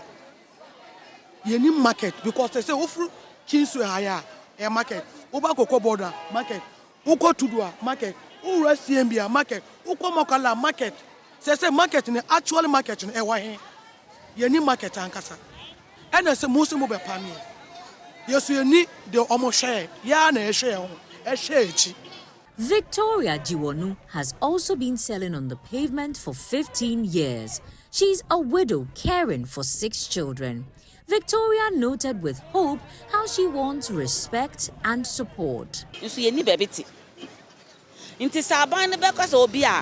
Messi baby mamuse e man nyina mo amuti e kwan no nyina mo nkɔ ha sei na mo nkɔ tena se na mo ntɔn mo ade a fine sabi ekunafo wom eyisia wom mi se mi yekunani mi hwɛ enkola sis inti se sia nneɛma na metɔ no na mo se driver force say na mo mpam yɛn emfi ha na ye kɔtena fi a hwan na bɛhwɛ yɛn ɛno nti na me de mi kokromoti ne yɛ den ɛto aba no se de bɛya me ho bɛtɔ me. So what you say? Inti bibini anamu my information obia. Muntina siye anabia munfi hase. Na munkwa hase. Ebeya better. Na pa se mu pamu ye nyina fie akotena fie. Hu adeti ho na behwe ye. Pedestrians are caught in the middle, forced to share the road with cars and sellers. They risk their lives every day to get to work, school, or home. Unfortunately, the traders, I noticed they've taken over the walkway, so I had to pass through the main street, which is not safe. The walkway in the market is all invaded by market women. If you are passing and per chance your body hits any of their ways, you are in trouble. Sometimes they want to swallow you up for you hitting their ways and all that. But they've forgotten that it's the walkway. Stephen Ajido drives through Kingsway every day. He sees how traders have taken over parts of the road, making traffic worse and more dangerous. I want to know why I want to turn them and say, "Won't even for canning Bobby." Yes, we can offer you. Say, well, we need your breast, and traffic of one HHs, and I want even for canning Bonpa. What do Bonpa the police station? Case in Audia. Kwabna Safo is another driver who struggles to find safe spaces for passengers to get on and off. He says accidents are common and traders often don't listen when asked to move.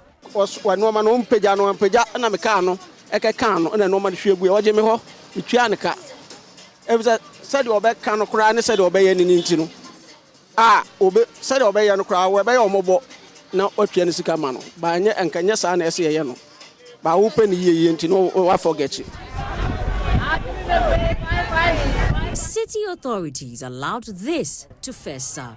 Years of silence and inaction turned pavement into marketplaces and roads into shops.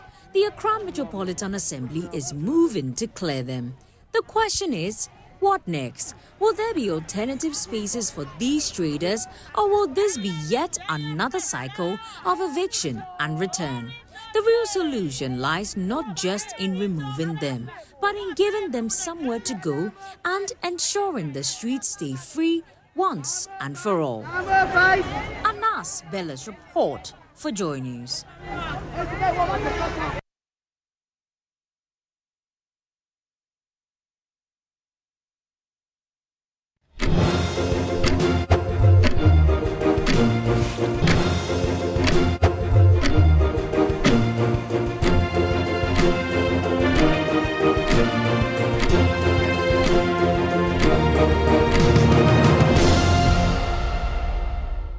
Welcome back to the AM show, sponsored by Waylead Properties, and we provide quality housing at affordable costs with flexible payment option. Remember that for the whole day today, we'll be live at the Accra grounds where the decongestion exercise is underway. I want to touch base quickly with James Aveji for the latest updates, and we'll come back in the studio for our big stories to continue.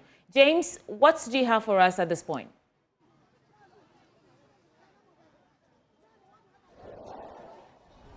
Well, sweetie, I'm standing right on the road leading from Circle Adabraka to the Central Business District, specifically Kantamanto. And as you can see behind me, cars are moving swiftly. If you see the street is cleared. On a normal day, you will find it very difficult even if you're on foot, to find your way around this area.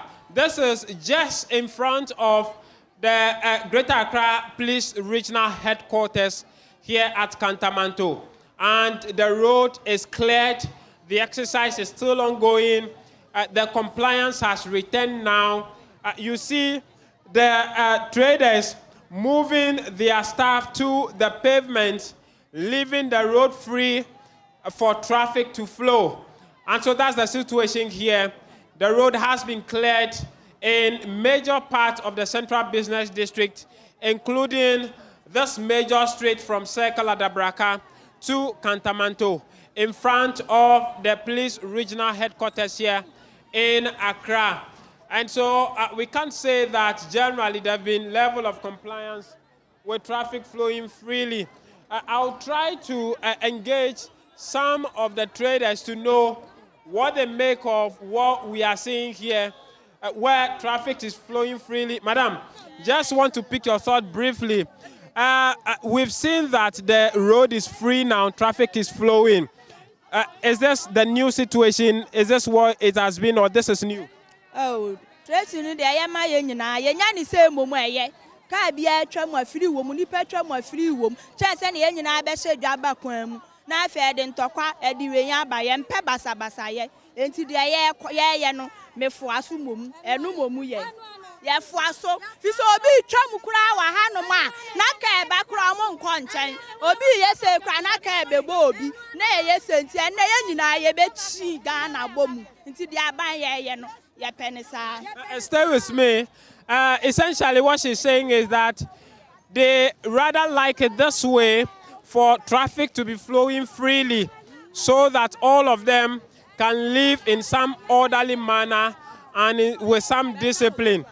For those of you who sell in the traffic, if the cars don't delay on the road, if there's no traffic, will you be able to sell the things you are selling? Oh, there are at Tia Penisa. Kabia ba, Onya Quine. Ka unam kwankwa na ka ebefa wo na so kwakọ omusi buoi e kwan da ho onko eti de wi amoye no ye de ye pene sa e kwan ni mu beda ho amayen ama driver fo nso anya kwan ye nso ye benya kwan eti de amoye no ye fo aso. So she likes what is happening. The cars are stopping at the junction here. Let me try and see if I can engage a number of the drivers to know what they also make of the free flow of traffic today. Boss, good morning. Morning. Yeah. How is it going? Oh, that is slow. Today, the traffic is flowing here. Is this what you want? Oh, who's the traffic need here? A muda, quite a muda. Bounce a command associates in any pine, damn fat. Oh, anyway, you buy a rented and so the driver there indicating that the free flow of traffic sometimes would affect their business. They may not be able to get passengers to pick on this stretch, but whatever it is, they would prefer it this way, and they will manage it as it is. And so, sweetie, this is the view on the circle to Kantamanto Road, right opposite the Accra Regional Police Command. Free flow of traffic, cars moving easily. The traders are saying that they like it this way. The drivers think that it may sometimes affect their work, but they will prefer it this way than all of the chaos that they do see on the roads. That's the situation here at Kantamanto City.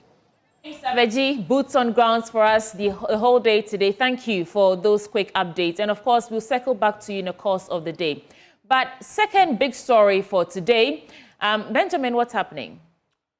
Well, the minority has raised some concern in respect of the legality and propriety of the Isaac Adongo comments in his capacity as chairman of the Finance Committee and a board member of the Bank of Ghana, citing conflict of interest, and they are seeking clarity on the matter. So the dual role he is playing, is the concern legitimate?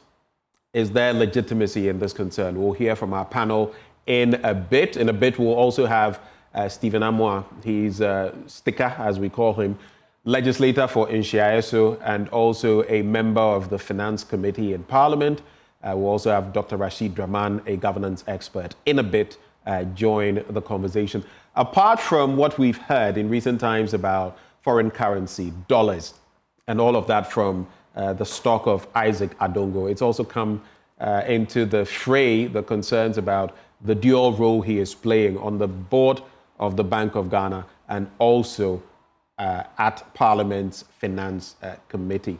Well, Sweetie and I are still here, and our guests will be joining us in a bit as we have that conversation. But Sweetie, what do you make of this call? Yesterday, the minority pushing on that front.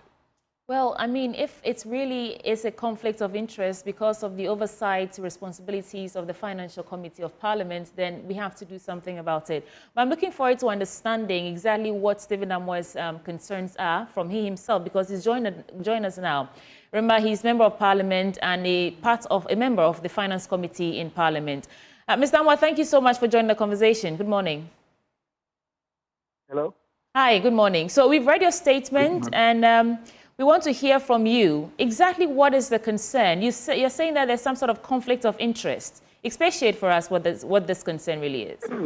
Okay, thank you very much. In the first place, I want to establish this point that it has got nothing to do with Honorable Adungu, his competence or his experience, because he has what it takes to even handle the two positions.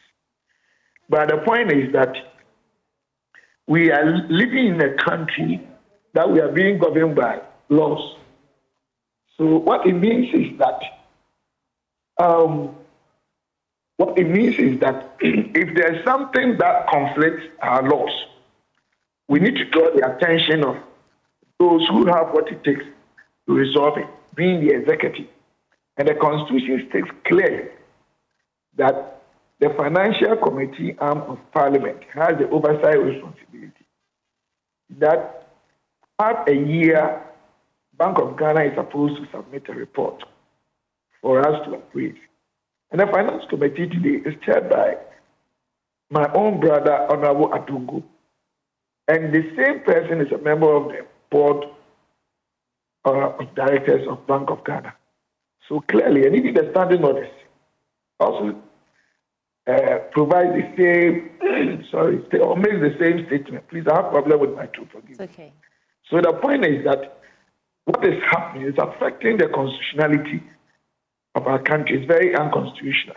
And so maybe the president or the executive body were not aware. They were not aware of that conflicting rule or the conflict of interest that might have also created. And that is why I'm trying to draw the attention of the executive body to look at that again. If there's a way to amend the law for him to be there, why not? Because I know he is very, very competent. But if not, we need to do the needful by reviewing the situation. All right. And Benjamin will come to you in a bit. Why is this coming up now? Why is it only coming up now? Oh, but they just made the appointment. This government has not even finished forming its board. So, I mean, it's surprised. This is very, in terms of timeliness, with me, we spent 6 months when they came into government. They are still in the process of forming their government. And whether it's now, yesterday, or tomorrow, it's about the law. Okay. So even if we keep him there, I have no problem he being there, honestly. I've been on the finance committee with him. He's my friend, my brother. He's very competent. And this thing has got nothing to do with him before God. But there's a conflict of interest being created, and we need to look at that. I think that is what you should look at, not the time. We also have Dr. Rashid Draman joining the conversation. He's a governance expert. Dr. Draman, good morning. You would have to unmute, Dr. Draman. Yes, I've unmuted. Can you hear me? I can hear you now. Just permit me to do this because I want some specificity. You probably could help. Dr. Amwa, you spoke about the standing orders. What do the standing orders say in respect of this situation? Chairman of the Finance Committee of Parliament and also member of the Bank of Ghana. I just want you to specify before Dr. Draman intervenes. If you read the Article 184 plus 1 of the Constitution, the Committee of Parliament responsible for financial measures, of course, which is the Finance Committee, shall monitor the foreign exchange receipts and payments or transfers of the Bank of Ghana in and outside Ghana and shall report on them to Parliament once in every 6 months. If you read the standing orders, I think 2281 or 2282, it also states that the Finance Committee has the oversight responsibility. And it talks about the fact that the Bank of Ghana will have to present a report on the foreign exchange half a year. They are so emphatic. So, but specificity. Chairman of the Finance Committee, being a member of the board of the directors of Bank of Ghana, let me ask you, then what are we doing to ourselves? Okay, thank you for Clearly, that. There's a conflict of interest. Okay. So I beg you, yes, I have it here. Standing orders, Order 228. I think you've clarified the for me Finance already. Committee shall monitor the foreign exchange receipts and payments or transfers of the Bank of Ghana in and outside the country and report to Parliament every 6 months. Okay. So what we are saying is that rule, how can we avoid conflict of interest? All right. Let me bring in Dr. Draman. Do you think that this conflation of roles is problematic per the law? No. I think, look, Benjamin, let's put things in a much broader perspective and look at our governance architecture. I think our governance architecture itself is faulty. I say it's faulty because it's almost, if you compare the situation that we are dealing with, it's almost looking at Honorable Isaac Adongo as Parliament, and Parliament as the body that is supposed to oversee the executive branch. And we have a number of our members of Parliament who are also ministers of state. So if you proceed from that, then our whole governance architecture needs a complete review. Then I think you get down to the practice that has been established over the years. I've heard your colleague ask the honorable member, why now? Over the years, most of them have served on boards, including even leaders of parliament. And the majority leader, minority leader, they have all served on boards. And I think there's been a lot of calls over the years for this practice to be stopped. But Parliament has not done it. You ask for the specifics in terms of what does the standing orders say or what does the Constitution say. I mean, these are matters that are silent in both the standing orders and the Constitution. We have a practice in Parliament where, there is, for instance, I think there's a committee on members for profit or something similar. So that if, for instance, you serve on a particular committee and there are situations where there could be conflicts of interest, you declare your interest, and perhaps maybe when matters like that come before the committee, you recuse yourself. In the case of Honorable Adongo and the Finance Committee and the Bank of Ghana, honestly, I think per the law, I don't see anything wrong. If they want this practice to not to repeat itself, I think they need to go back to the rules and change the standing orders and stop members of Parliament from ever sitting on any board at all. Then I think we will not have this conversation. But so far as we continue the practice of having members of Parliament sitting on boards, you are going to have this. Legally, is it wrong? No. Perhaps maybe there are some ethical issues there. And for me, I think those ethical issues can be addressed perhaps when matters of Bank of Ghana come before the committee. Other leaders of the committee take over in terms of the conversation so that the Honorable Chair could recuse himself. Do you know whether the laws have changed? Because as far as we know, the Bank of Ghana, the central bank, is not under the direct supervision of the Finance Ministry anymore. As per the standing orders, they have tried to get, these governance institutions and some key institutions of our country to,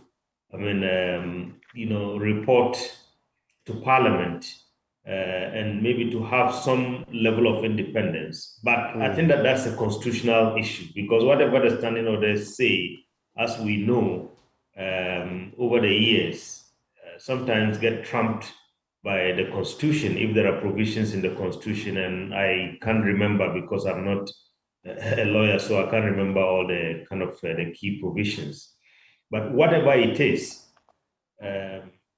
technically, on matters of finance, on matters of money and monetary policy, it's the Finance Committee that is, I think, the sole group responsible in our republic. And for that matter, whatever it is, you can't divorce the Bank of Ghana from the Finance Committee. But again, let me say, this practice that they have perpetuated over the years, I mean, trying to make sure that, all the time, government after government over the years, members of parliament continue to serve on boards. I think that is what is bringing us to this conversation.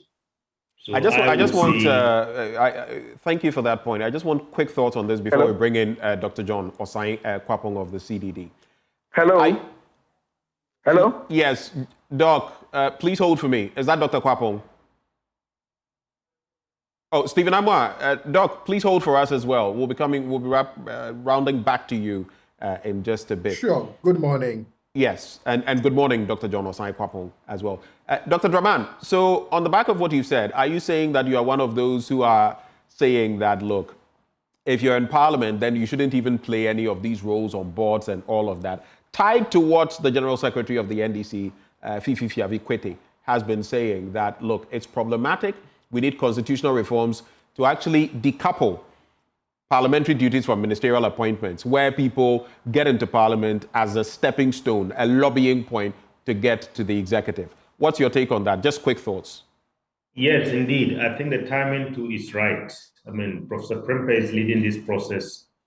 Clearly, I mean, we need to divorce Parliament from the executive, and we need to stop this practice where members of Parliament play a role in terms of management of, our different agencies in this country. I mean, that practice has to stop.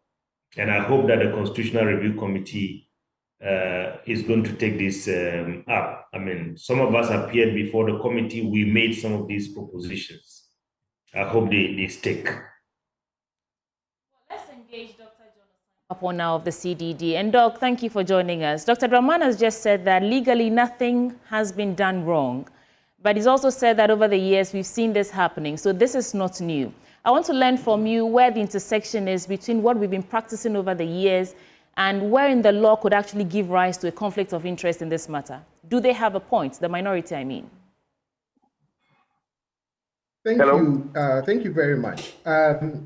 Yes, so there is nothing in the law that precludes members of Parliament from serving on either boards, things like that. But as also the point has been made, the practice starts raising questions of ethics, also questions of possible conflict of interest, right? So for example, if you serve on a board, and if you think of Parliament's role, not just in legislation, but also its oversight role of the executive branch agencies, as well as all of the boards that constitute or make or are part of the administrative state of the executive branch, then you can see how a member of Parliament serving on a board may make it difficult or challenging for that member of Parliament to be able to properly exercise their oversight function, as a member of Parliament. So yes, there are no laws that prevent that, and we've been practicing this for some years now. But I think we've reached a point where, in looking back, we can start having that conversation and saying to ourselves, this may not be best practice when it comes to good governance, ensuring accountability, ensuring transparency.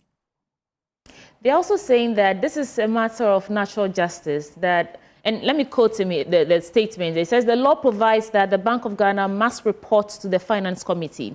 How can a board member of the same Bank of Ghana chair that committee? So, I mean, in terms of specificity, do they have a reason why we should remove Mr. Adongo from this position, from the board of Bank of Ghana, in terms of what they're citing here, the oversight responsibility? Should he be removed? So, no. And I say no because, yes, the bank, there's that oversight role of the Finance Committee. But again, there's no law that prevents a member of the Finance Committee from sitting on the board of the Bank of Ghana. As a matter of practice, to avoid appearances of conflict of interest, all of that, you can make the case that it is quote unquote improper or doesn't help the case of good governance to have that dual role on both the Finance Committee of Parliament and also sitting on the board of the Bank of Ghana.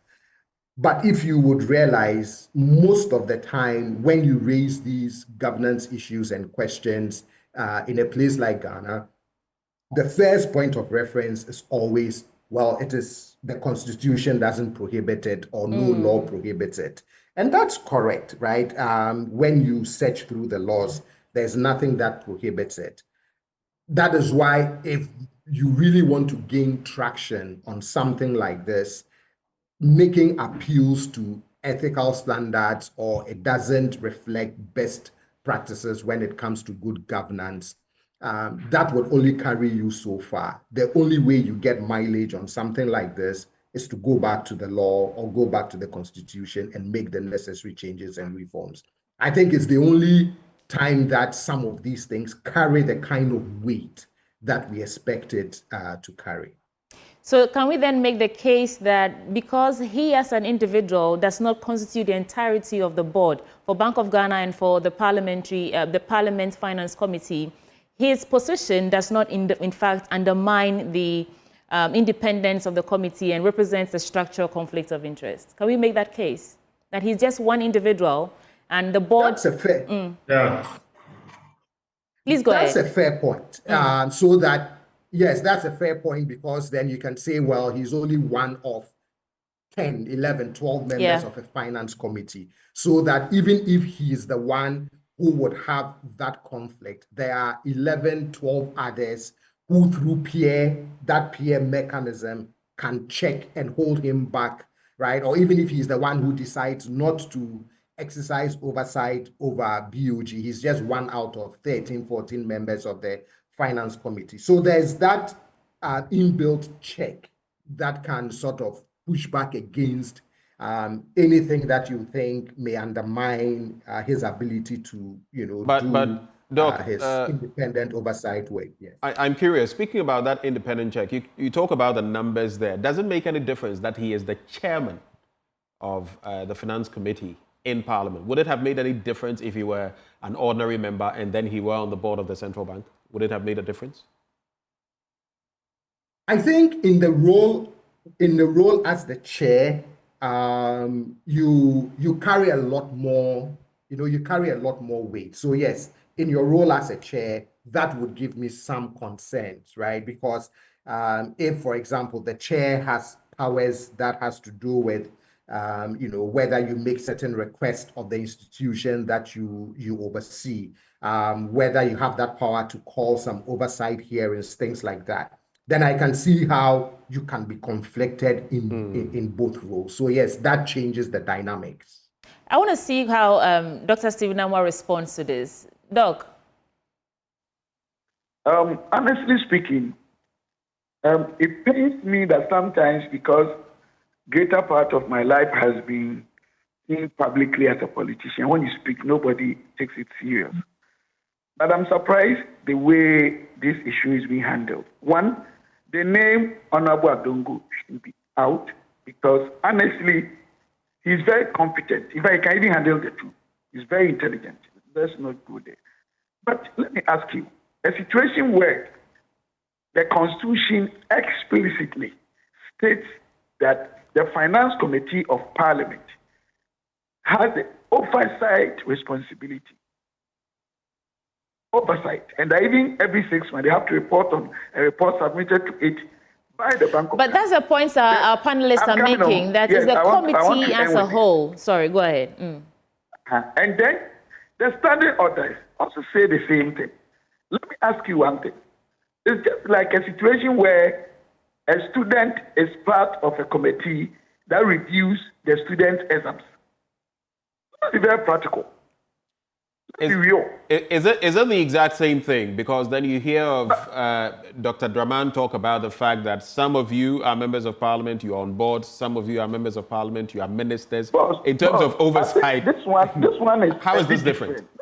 This one, maybe where we putting the two together. I understand where he's coming from, respectfully. But, my brother, if the Constitution says that a particular committee has oversight responsibility over a particular organ or body or institution or corporation, and that corporation has to submit a report for review or appraisal, and that report will be sent to Parliament, and that committee who has that responsibility, the chairman of it is part of that board. For Christ's sake, I think it pains me that this thing has even come to me, honestly, because Adongo is my personal friend. But I think this whole thing about sometimes we're trying to dilly-dally issues. If we are separating this whole thing about functional and structural or whatever, I agree with them. But this is a specific case. And the Constitution has placed emphasis on this. You can't compare this to others. All right. Yes, you have to appraise this. You are the chairman. You are in charge. The report will come to you. If it's good or bad, you head a committee that appraises this and submit to Parliament for bigger decisions to be made. And you are the same person. You are part of those whose board also supervise whatever activities and policies and operations in that institution. How could we marry the two? So that point you made. Gradually, I'm shifting from that entrenched political position these days. But Ghana, we need to have a shift in which NDC and people will not matter again. A shift that people will not have underlying interest. Look, this same thing you're talking about, Samson Ladi, I never knew. It's after doing this that I heard. I started doing this, I heard, and I even talked to him. It's on record, video record, that he even spoke against it long before, during the appointment this year. I think this is a legal issue. Of course, there's element of governance to be seen in terms of analyzing and impact and this conflict of interest and other things. But it's more of an interpretation that we need from the legal bench or framework. The fact is, even ethically, it's not right. Yes, the law doesn't say it, but the law says that you're the chairman. And that's the thing you have to supervise or preside over this. And that thing that you have to, in a way, mark what they do, assess what they do, appraise what they do, and do a report on it. You are a member of that thing. How can it even work? I just have to shoot these follow-ups to you. You talk about ethics and all of that, the separation of powers and everything between the three arms of government. It devolves to boards and all of that. But as we have it now, I'm going back to the point that was made, which Dr. Draman has made as well. You don't have a fine line drawn. So, first off, would it have made any difference if Isaac Adongo were not the chairman of the Finance Committee, but just a member? Would it have made a difference for you? The difference wouldn't have been very significant. But of course, being a chairman, it holds more water. And let me correct this. I beg you, I'm not a lawyer. I'm just a law student. There's also a big issue that I'm sure those who are working on the constitutional amendment should look at. In this part of our world, when it comes to the separations of powers, it is not parliament, but rather it's the constitution, which is driven by the Supreme Court or the judiciary. In terms of sovereignty, has a bigger sovereignty. The sovereignties of the executive and the even legislature, they are limited. So we need to look at this critically. But I think sometimes there are confusions over this. I'm saying this because of what you said. But of course, if I'm just a member, it wouldn't be too much of an issue. Still, to me, it's an issue. But being a chair or a chairman makes it worse. We are not talking about the point has been made. Adongo is a very principled person. I mean, I'm being honest with you. Right. He's somebody that you cannot bend him around. But if one day we don't have Adongo there, and they bring, say, Stephen Amoa, or they bring Ni, Lai, and they bring Sewa, and the person is not like Adongo or any other person, what happens? So it is that space which has given opportunity for conflicting issues to our rights. I don't think anyone should be allowed to mark his own paper. It's not allowed. Humor me here.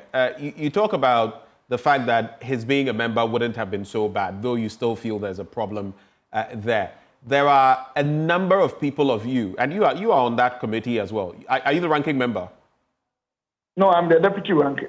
Okay, you are the deputy ranking member. There's a number of you, there are a number of you in there who can control any such excesses of the chairman with this dual role. Do you think still that does not suffice in remedying the situation? I still think you people are not getting it. Today, they can amend the law for Honorable Adongo to be there. I prefer that even anybody saying we should remove him because he's very competent. But what I'm trying to say is that even in the House, committee levels, we vote. And then people are lying. I mean, NDC will go once, FDP will go once. About 99% to 100, all that we do. Now look at their numbers. They far outweigh us. So it's not a matter of other people will come on board to do this. There's a legal issue. If somebody says there's no legal issue, I'm surprised. Because the Constitution says I am the chairman. The Constitution says that the board I'm a member. They should report to me to appraise them. But that is not anything that people should go around it, honestly. It's not anything people should go around it. It don't help us as a country. So we need to do something about it. And I'm not raising this as Tevinamwa. No, people should get it. It's the minority side that is raising this whole issue. And it's got nothing against NTM. Right. Okay. It is something that as a country, as a matter of urgency, even Adongo can be there, even for the 4 years. But it's an issue we should look at and work on. All right. I'm not interested in Adongo being removed or saying that. That is not my business. My business is an issue we are raising now that is creating a conflicting situation. Right. So what we all acknowledge, even Adongo can be there because the decision has been made. Fine. Going forward, what can we do about it? I think if we do that, point made on that. Hold for us, Doc. Dr. Draman, I noticed you wanted to say something at some point, but what I'm hearing from Dr. Stephen Amwa is he wonders what the nature of governments will be if the leaders who are supposed to be checking each other neglect these issues of conflict of interest. What's your take on that? Honestly, I will go back to what I said earlier. I think we have to go back to the whole architecture of our governance. I mean, if members of parliament are comfortable with the fact that they can be members of the House and still be ministers of state, like he himself has been before. In the morning, he's in the ministry, and then in the afternoon, he's in parliament. And I mean, matters of the executive are supposed to be overseen by the legislature, of which I mean some members of parliament are a part. You know, it creates, I mean, a big confusion for all of us. If nothing is wrong with that, then I believe nothing is wrong with, I mean, what is currently happening. I mean, we need to go back to the basics. We need to just ensure that divorce happens. And I mean, divorce at the bigger level, and then when you come down to within parliament, members of parliament should stay off completely any board at all, not even, not only Bank of Ghana, any board at all. I think that it will improve our governance. So his call is in the right direction, but I think it should be a much bigger call, not only just a matter concerning, I mean, this specific issue of the Bank of Ghana, because I think it's part of the broader kind of challenges that confront our governance. Because over the years, and in fact, I can quote our former president Kufuor when he was leaving power, his last State of the Nation's address. I was in Parliament, and he said if there was one thing that he wanted to see change, I think he wanted to see the divorce, because that is not, helping our governance. That is not helping oversight, and that is not helping Parliament to hold the executive to account. And I think that this is part of that kind of broader conversation. Is saying that he doesn't even mind if Mr. Adongo is kept in that position for the next 4 years, but he wants us to look at it at a more holistic and broader approach. So my question is, if it's not bad enough that we are requesting or demanding the immediate removal from one of these positions, where do we even start to unpack this? Well, I think honestly, look, I mean, okay, I was asking Dr. John Osakwapo, but you get a bite at it and then I'll go back to Dr. John Osakwapo. Oh, okay, sorry, I didn't hear No, that. it's okay, go ahead, yeah. No, I was just saying that our members of parliament want to have their cake and eat it. I think we need to make a choice. And whilst they are in the process of making the choice, I think we, the citizens, have to push and ensure that the right things are done. And I just sincerely hope that Professor Prempe's committee, at the end of the day, would ensure, because even the previous constitutional review process, I mean, some of us were part of the conversation, about 95% of our citizens said, please keep Parliament off the executive. Keep Parliament off the executive. And I think that that's the same clarion call that we are hearing. And if we start with that, I believe that will trickle down to ensure that members of Parliament stay and do their oversight work, the work that we have hired them to do, and leave all these others to the executive, so that the executive will come to the House and be overseen by the members of Parliament, the job for which they have all signed up. All right. But you can't be here and be there. I think that it creates a problem for our governance. Thank you so much, Dr. Draman. Yeah, and Dr. John Osakwapo, so I mean, the minority were the ones who raised the red flag in the first place. And now Dr. Stephen Amoah is saying it's not about Adongo in particular, and so he doesn't mind if he's kept in office. So if it's not so bad that we want him to be removed from one of these positions immediately, where do we begin to unpack this issue of conflict of interest, or seeming conflict of interest at this point?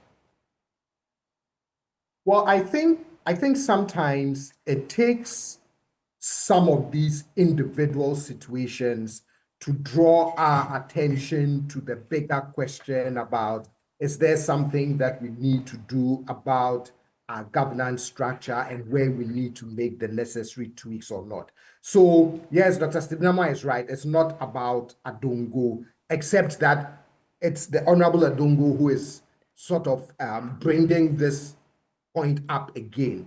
But I agree with Dr. Draman, which is, let's look at the overall governance structure.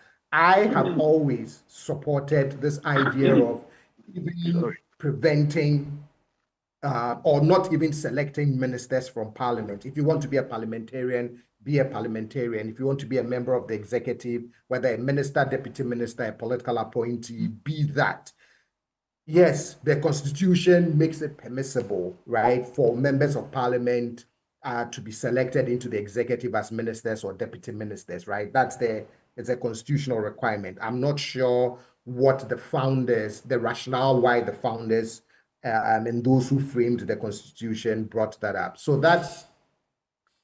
yes, we would have to fix that through the constitution. But I share the sentiments of Dr. Draman when he says, make sure you have that clean separation. Stay in parliament, focus on parliamentary work. Stay in the executive, focus on executive work.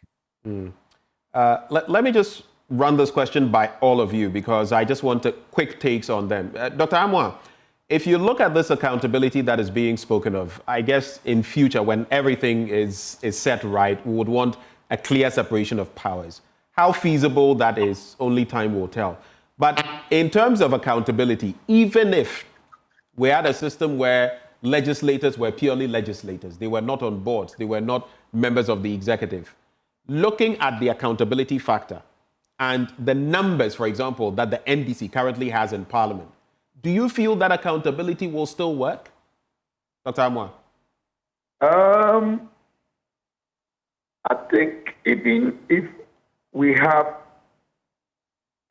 seemingly balanced Parliament, just as we had, getting absolute accountability, you won't get it anywhere, even anywhere in the world. But of course, we're large extent. We want the one that can impact this nation positively. Okay. But let me tell you. I just want the thoughts on this to be very brief, so that all of you can have a we're hoping this whole thing about, let's do a bigger picture, I understand that. But what we are talking about today is a bit different from where they are bringing this whole issue. That I also think is also important. That's a different conversation. But what we are trying to say is that there is a legal extract that has hinted us or that has given us, that has notified us that there is something wrong being done in our country because a teacher cannot mark his script, his own exams, so his own test that he wrote. This is very fundamental. Let's take that. Before we say that, okay, there are bigger issues, but we also have to understand the fact that even among the separations of powers, we call something reciprocity. So that you need some level of coordination. That also means that if somebody also is in parliament, apart from maybe concentration time and other things, or specific issues such as we are raising now, it wouldn't have been too bad. Just that we need to find a better way of making sure that there wouldn't be any conflicting rules or, overlapping time or whatever, or structure and functional issues.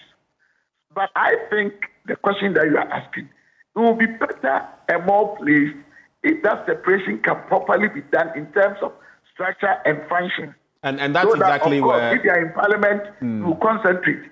If you are an executive, you concentrate. I think that is better, honestly. But you still don't get the absolute accountability or transparency or the results or effectiveness or the efficiency that we need. And so I think it's a very good area that we need to now begin, I get your point. Entrench that conversation. Right. We need to do that. Dr. Amwa, hold for us. We'll be wrapping shortly. I get your point. Even when it comes to the budgets and all of that, you approve for one another. Dr. Draman, what would be your quick take on that?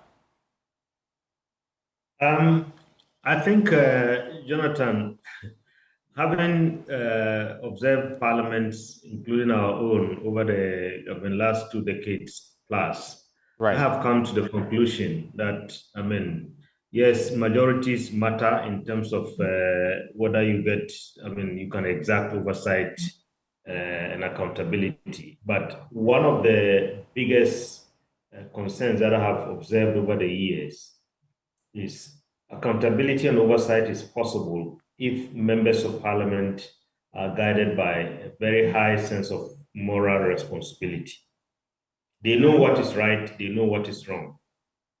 I think they are conflicted most times, mainly because of so many factors. Party, powerful president, the people who pay their way to make it to parliament and so on. High sense of moral responsibility would be what I believe would make a difference in terms of whether we get oversight. All right. Thank you for those thoughts. Dr. Osankwapo, your brief bite on that. So it will depend.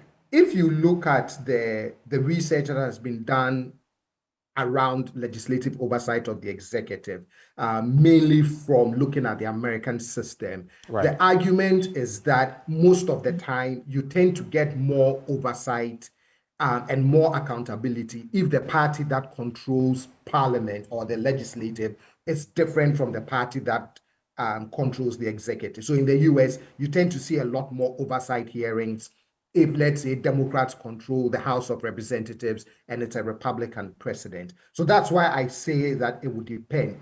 Some important structural changes, like, for example, PAC is chaired by a member of the minority party. That can help with oversight. I know in the last revisions to the standing orders, they placed 1 or 2 committee chairpersons' role in the hands of the party that would be in the minority. Those are the kinds of things that would help add and strengthen the accountability piece. But making that separation, for me, is the first step. We have a final issue. Sweetie will usher you through that question. No, we should wrap up. Okay, so there's just this bit, though, about... let me find out from you, Dr. Amwa, the former vice president and contender for the presidency, Dr. Mahmoud Bawumia, has been in the UK, and he apologized to the people for the disappointment in the performance of the MPP in the last general election. Do you have any quick reaction to that? Well, I thought you called me on a specific issue. Yes, we are. I'm just running this by you. Because I didn't hear him. You Something did not. that I haven't heard. I don't want to depend on second information. Should I quote him? Should I quote him for you? He says. Come again. Should I quote him for you? He says the MPP did a lot of work. There's no doubt about that. But we did not get everything right. We got quite a few things wrong. And I think that on my own behalf and on behalf of the party, I apologize to all of you for us not getting the figures right. You see now, what you said at first is different from what you have said. That What's the we did difference? a lot of things right, but it's not everything we did, which means some of the things we did were not right. And that based on those few things we did not do right, he apologized. That one I agree with him 100%. I don't think there has ever been any system, any jurisdiction, any sovereignty in the world, any country in the world, any government that can say that, my turn, I did everything right, especially between 2020 to 2023, where we all knew where the world went. So to that extent, I agree with you. Right. Thank you very much, gentlemen, for It's a pleasure. Joining the conversation. Dr. Stephen Amwa is a legislator for Nsawam constituency. He's a member of the Finance Committee of Parliament. We also have Dr. Rashid Rahman, who is with the Africa Center for Parliamentary Affairs. He's a governance expert. And Dr. John Osai Kwapong, he's a CDD fellow. Now, before we leave here, if you're looking for a home in a prime location, then Nesta's Home has got you covered. Our properties in Tema Community 26, just behind Palace Mall, offer a serene atmosphere, easy access to transportation routes, and social amenities. Off-plan prices start at $35,000. And you can call us today for more information on these numbers, 053 101 4440 or 053 101 4447. Our website, www.nestas.com.gh, also has more information. And when you find that prime location, you'd be thinking about water and how you would manage. Ghana, let's talk water tanks then. Do you know the secret to real water storage? It's simple. If your tank doesn't have the tortoise on it, then it's not the correct tank. That's right. The tortoise tank, Syntex tank, is the champion of water tanks. It is strong, it is durable, it is built to handle our Ghanaian weather so that rain or shine, Syntex tank has your back. So my people, go out there, check your tank. If it doesn't have a tortoise on it, it's time for you to upgrade. Join the Syntex tank family today and enjoy water storage that's tough, like a tortoise. You can call 0244 335 168 to buy now or find one of our 400 agents nationwide. You can also shop online at www.syntexgh.com. Syntex tank, a strong, a tough. We'll be right back after this break with more in conversations. Do stay.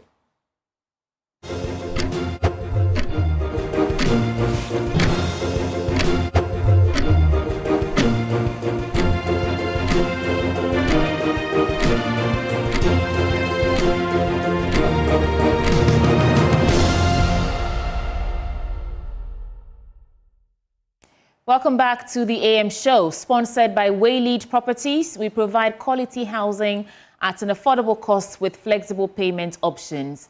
And we still have a gentle reminder that we still have our eyes, boots, and microphone on ground in Accra Central Business District, where that decongestion exercise is ongoing. And we are hearing of a presser. When it's happening, we will bring you all the details.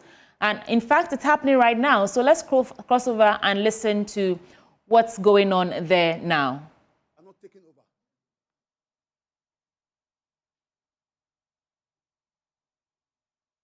Pavements will be cleared. What we are doing is to try and use humane to resettle them. When I say resettle, is we will be looking at spaces within Accra, the streets, where we can allocate on a daily basis that they can go and trade. We're also looking at the pavements, the ones that are large enough to accommodate both pedestrians and traders and try and put a demarcation there for them. But this exercise will continue till Accra is clean. I'll thank you once more for joining us for this exercise. We are taking the rest for about 2 hours. because we started at dawn. And then we'll go back in the afternoon to make sure the exercise we did in the morning is not in futility.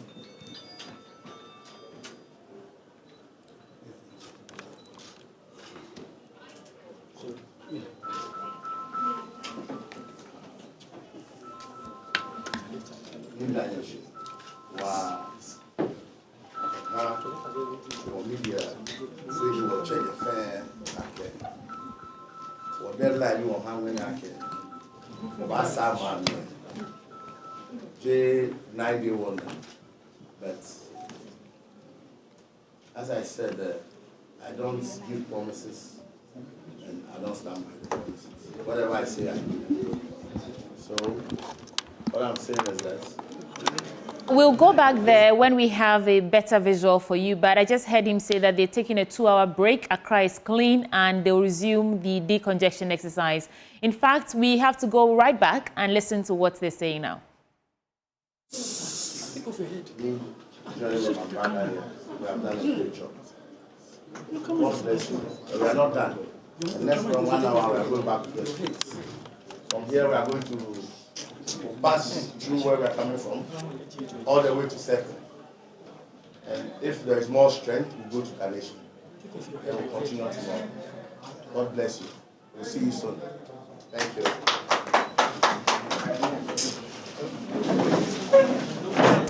Well, in fact, that's what it is. They're taking a short break and they will resume with the exercise going forward. But Benjamin will tell you about what's coming up next. Well, of course, we're talking about the IPP's debt rising, the latest Energy Commission statistics painting a bleak picture of power security. But what exactly is our mix when you look at hydro and thermal? Joining us in the studio, Isaac Kofi J is on hand, looking spick and span.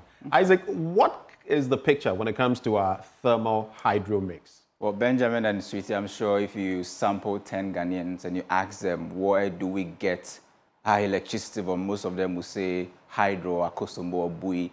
But I'm sorry to disappoint you that that is not the case, because the picture has actually changed, and we'll be studying the data right from 2000 to 2024, trying to let you understand the kind of situation we are in and why we are asking the big question, is this a national security threat, as we have shifted from hydro now to thermal. Now, this is the outlook that we are seeing. The first distribution is the fact that just 28% of the country's installed capacity is hydro and 70% is thermal. Why is this a big problem? This is a big problem because this is where you have most of the independent power producers and fuel suppliers, flooding this space, and that's where we get most of our power from, which means the slightest change in the economy, the slightest, illness of the city, we possibly will see some sort of doomsaw and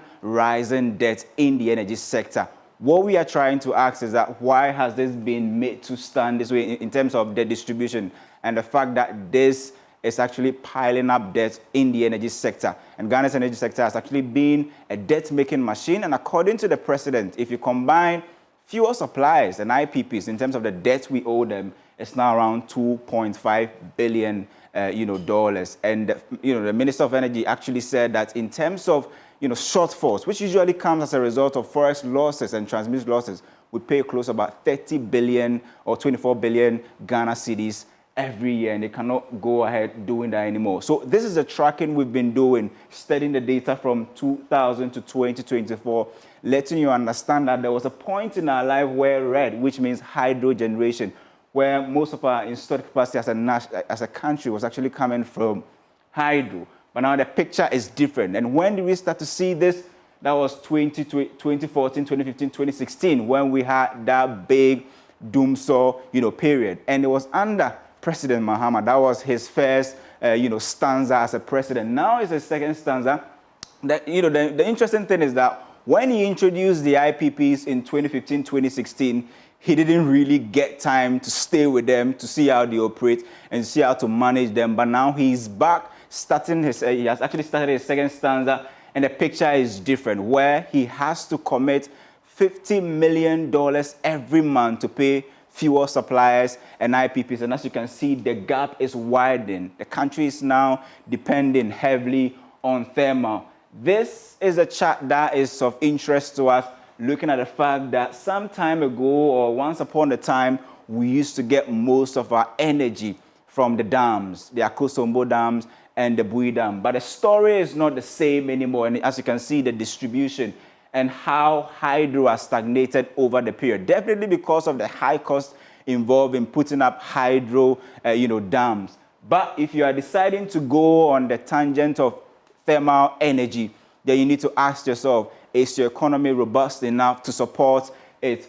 When you have depreciation of the currency, are you going to experience power outages? But the breathing space that maybe the ECG and the energy sector will get is the fact that the cedi is now performing well against the dollar. And so if you are looking at the commitment they have to be paying to independent power producers, about $50 million every month, that will reduce and put less pressure on the ECG in terms of the their cash waterfall mechanism, commitment every month. But the big question we are asking is that this graph that we are seeing, is it a big national security threat? Looking at the fact that we have now shifted from hydro, where 70% of the country's national installed capacity now comes from thermal, Sweetie and Benjamin. That's the situation at the moment. I mean, if you look at the numbers there, you would see that there's an odd 2% or 2% that is unaccounted for. Exactly. Of course, if you are focusing on the thermal, then the HFO and other things will come into play. Exactly. But what are we looking at when it comes to green energy? Well, it doesn't seem to be a big conversation in our energy mix at the moment, because if you add 70 plus 28, you see that just 2% is now coming from the other energy. I mean, you're talking about solar and other forms of energy, renewable energy, which means that we're not really doing, significantly well when it comes to the renewable side. We are now focusing, burning gas now to produce power. And if you are going on that tangent, just like you said, HFOs and gas supply will be a key determinant. And just like the energy minister said, now we are going to establish a second, natural gas, plant. That will mean that the country has already decided that this is the path we want to go, thermal energy. But the big question is, will you be able to get the over $1 billion every year to buy fuel? And the Energy Commissioner said it, that, look, natural gas will be the main determinant in terms of looking at how power supply will be stable in the country. If we go back to the period where we had fluctuations in the exchange rate market, definitely the energy sector will suffer, because now the country's energy sector depends majority on actually, how the cedi perform. If the cedi misbehaves, you should expect some power supply, fluctuations, or maybe I should use the word doomsday. Yeah. But this is the current, picture that we have, and for me, it's scary because we've moved from more than 60% of hydro now just about 28% in terms of the national supply of electricity or power. It was not the same, but it actually changed somewhere 2015, 2016. And it'll be interesting to see how President Mahama and his energy team will actually solve this paradox. So you say you're scared. Are we on the precipice? Because I've also heard those in the energy sector, including the sector minister, give assurance that though where we are is precarious, there's no fear of, rampant power outages a la Doomsaw. The reason why I am scared is that just last year, we had about 7 threats from independent power producers who said, if you don't pay us, we still have those. Exactly. This year alone. Powership says that if you don't pay, we will. Why? Because we are owing them $400 million. That is very huge. You had WAPCO at a point to say, look, you are owing us. If you don't pay us, we are not supplying you gas. Are we going to live in this paradox for the rest of our life? Aren't we finding, other alternative renewables? Are we going to go on the tangent of thermal? I feel that the thermal approach was to solve the problem temporarily, but it looks like we are stuck with it because it is the easiest way now to produce power, bring on board plants for them to produce, get the energy and supply. And when you have difficulties, you have doomsaw. Is that the situation? Is that the current trajectory we want to go? That's why I said I am very scared, because if you look at how debt is racking up in the energy sector, for me, it is very scary. And if we are not able to possibly solve this quagmire, the energy sector will always pull us back when we want to move several steps, ahead in terms of being in a very stable economic situation in the country at the moment.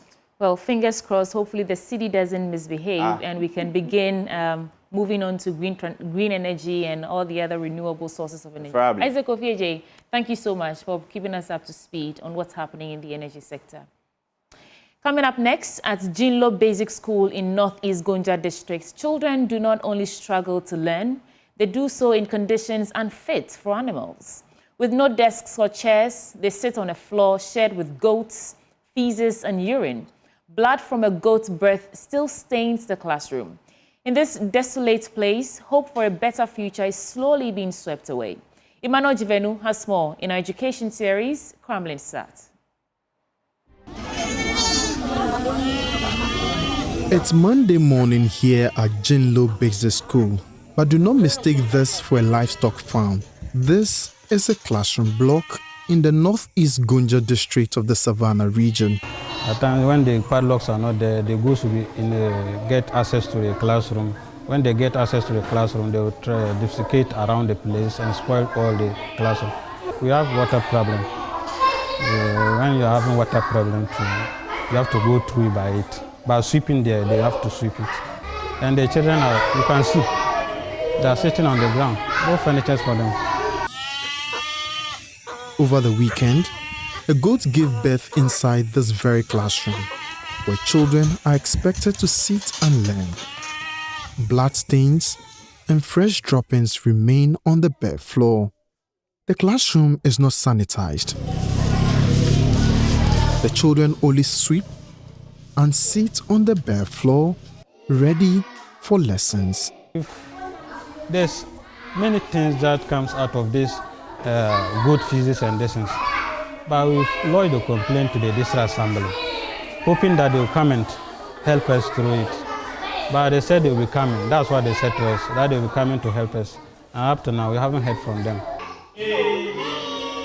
Here, Kindergarten 1 and 2, as well as Primary 1 and 2, all share the same contaminated space. No desk, no chair, just a dusty, dropping, speckled floor. This is how they sit at. So we just sit down with them. We combine the two classes with them, Nursery 1 and Nursery 2. So that's how it is. And the classroom blocks are 3. We have to be combining them in able to contain them. If not, there's not enough classrooms to be able to contain the different classes. This is where they keep their books and other stationaries. But the stench, an overpowering mix of rat urine, feces, and rainwater is strong enough to choke you. It is not fit to be an office. It's still in use. The inside one is just stores where we keep our books. For the hall there is supposed to be our staff distance, but because of the bad nature of it, we can't sit there. The junior high block is no better, a shed with whiteboards awkwardly dividing JHS 1, 2, and 3. Are you wondering what a natural resource is? When clouds gather, classes end. When it rains like this, the following day you can't sit in the class. An animal will occupy here, shit and urinate all over, even on the tables. So you have to wash, dry them before they will pack them inside for lessons.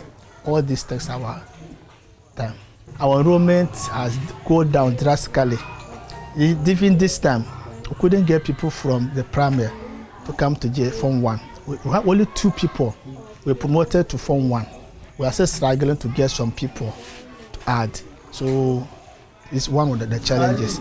Because parents will not want the people to come to the school like this, even the primary, because the nature of the school building, they are afraid of what anything can happen over there. Since its construction in 2000, no renovation has touched these walls. Several high-profile visits have yielded nothing but empty promises. We were asked to apply for 8-class unit block, for which we did. And we submitted the letter to the DCE, and we were told he has sent it to the appropriate quarters. But up till now, we've not heard anything. I don't think an MP or DC or the president, any of them will allow their wards to come and sit in these classrooms. Yeah, because of the nature of the whole environment. The environment is not encouraging.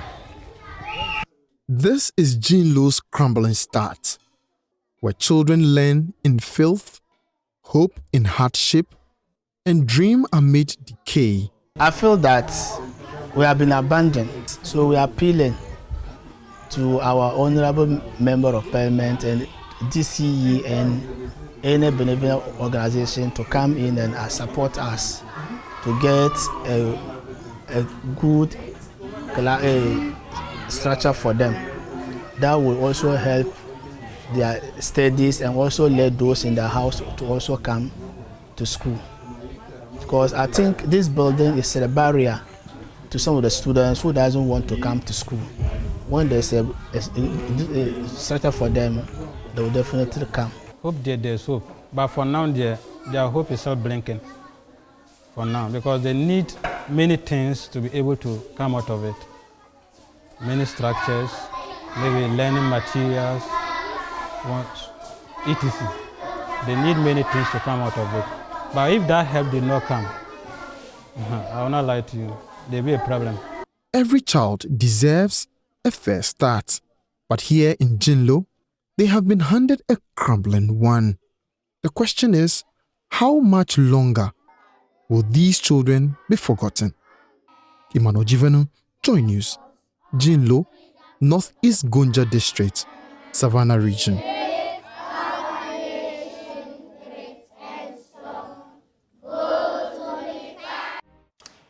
And that's Jinlo for you, the crumbling start. If this is how they start, how will they end if not given the right opportunities? And Emmanuel Jivenu bringing us that. But are you ready to dream, dare, and deliver in the world of IT? Look no further than the Jackson Institute of Technology, the only NIIT authorized training center in Ghana. At GIT, we provide world-class IT training for individuals and corporate organizations, equipping you with industry-relevant skills in software development, cybersecurity, networking, cloud computing, artificial intelligence, digital marketing, and a whole lot more. But that's not it. We offer globally recognized certifications, practical job-ready training, and flexible hybrid learning options, which allow you to study online or on-site. Our expert instructors ensure hands-on learning experiences that prepare you for success in today's digital world. It's conveniently located on the Ring Road near Circle in the heart of Accra's Central Business District. And if you're in Kumasi, it's at the Jackson Educational Complex HQ, Ayediase, near the KNUST. JIT provides easy access for students and corporate clients, and our state-of-the-art auditorium is also available for corporate events, seminars, and training sessions. You can call or WhatsApp on these numbers: 0596 996 037 or 0596 996 038 or 0552 714 635. You can also check out our website, www.jit.edu.gh. JIT, your gateway to a thriving IT career. Well, it's time now for us to pick your calls. It's time now for you to have your say. The numbers are on your screens or will be on your screens in a bit. Call us and let's hear from you what you make of all the things we've discussed here today, from the ongoing decongestion exercise in Accra. And really, for me, it's just, I've never seen the streets of Accra as clean as I'm seeing it today, as James Abeji has been showing us those footages and following the team on their tour today. So call us on that, on the IPP presentation we just got in terms of where we are in the energy sector and everything really that is happening around you. Also, how did the rain affect you? These and many stories we want to know from you. Do have your say, call us now. The number is on your screens now. Benjamin, did the rain affect you? It did. I mean, it caught me...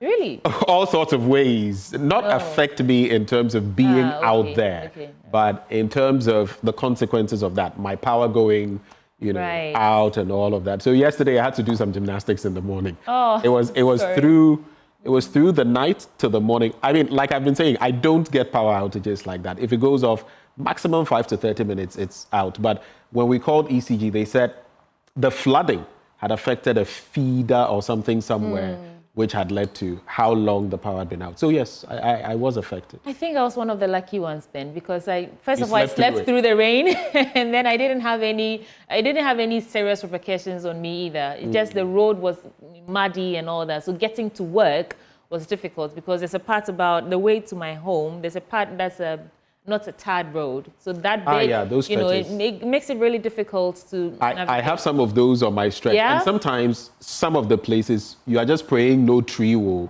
break, because if that happens, you are in trouble. Well, we have our first caller online, Kingsley, calling us from Kaswa. Good morning, Kingsley. Please, I'm from Katamansu. Oh, sorry, Katamansu, Bone Katamansu. Kingsley, what's on your mind? See, I want to talk about the demolition. Right, go ahead. And the demolition, in fact, demolition. It's actually not a demolition. It's a decongestion exercise. Decongestion exercise going on in Accra metropolis and its surrounding areas. You see, especially, I want this to come to Ashama. You see these things. Now cars can roam, people can walk freely. You see, when you are walking, they've taken all the roads. And especially see the truck, the Okada riders, like the road is for them because all the road has been blocked. Go! And the people have been saying, I ain't find a vehicle. Can you do this else? No. Find some place, there's a market, go inside the market. Want to go to Madina, there's a market called the local market. There's a very big market, but no one wants to enter the market. They are all at the roadside. Please, from here, they should go to Madina. We thank you, and we thank everybody. Thank you, Kingsley. You sounded very passionate, and I understand what you're saying very well. I mean, they have to get off the road, Benjamin. I mean, they do. In other jurisdictions, people have found a way of balancing these, like Reverend Latte was sharing with me earlier in terms of what applies in some parts of the UK where he stays, and it's always said that you don't need to reinvent the wheel. Sometimes in solving your problem, just look at what others have done and benefit from it. But something that really worries me, I don't know whether you saw the video of someone who nearly drowned. Oh, just when it rained. I think Jackie showed us yesterday in the trends. Nearly drowned. Yeah. It took a number of people to try and hold on. It was crazy.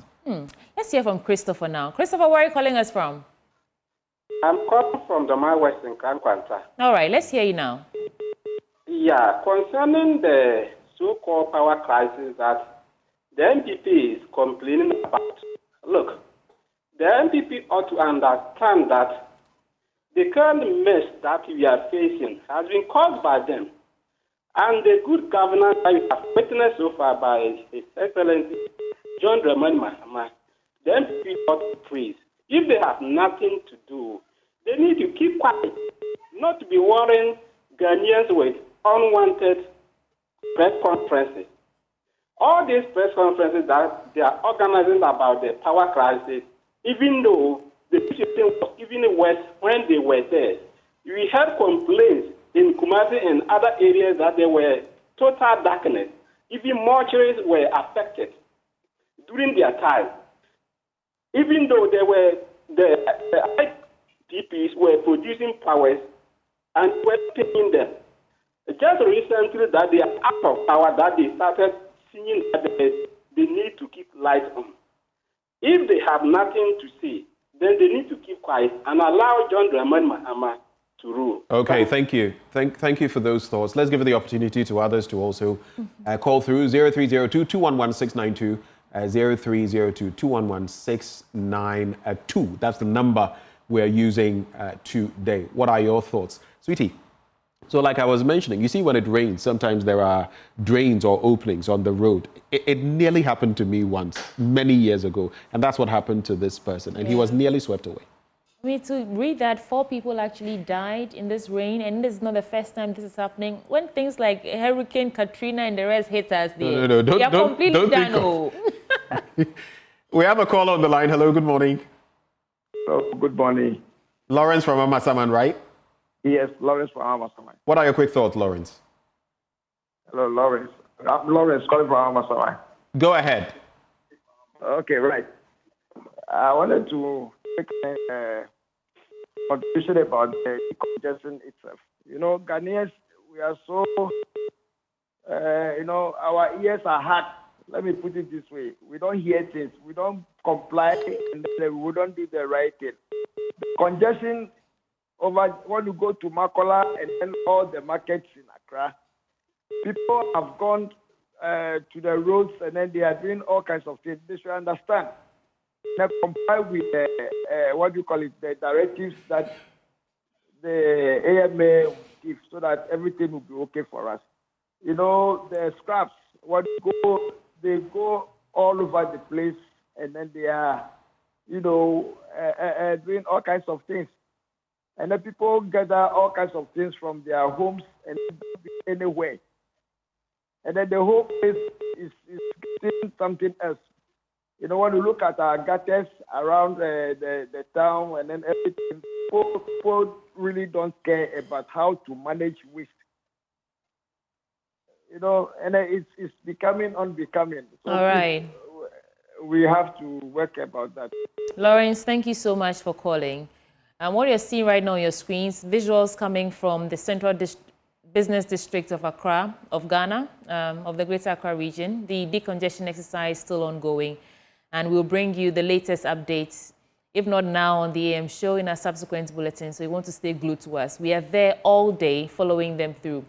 Call us, the numbers are on your screens, and let's hear from you as well. We know that they did say they were taking a short break, and when they return, they will continue. But also, we have Isaac Asari calling us from Ashaiman. Isaac, how are you? By grace, I'm fine. Okay, let's hear you now. I want to comment on the energy sector. I hear some calling, bashing up the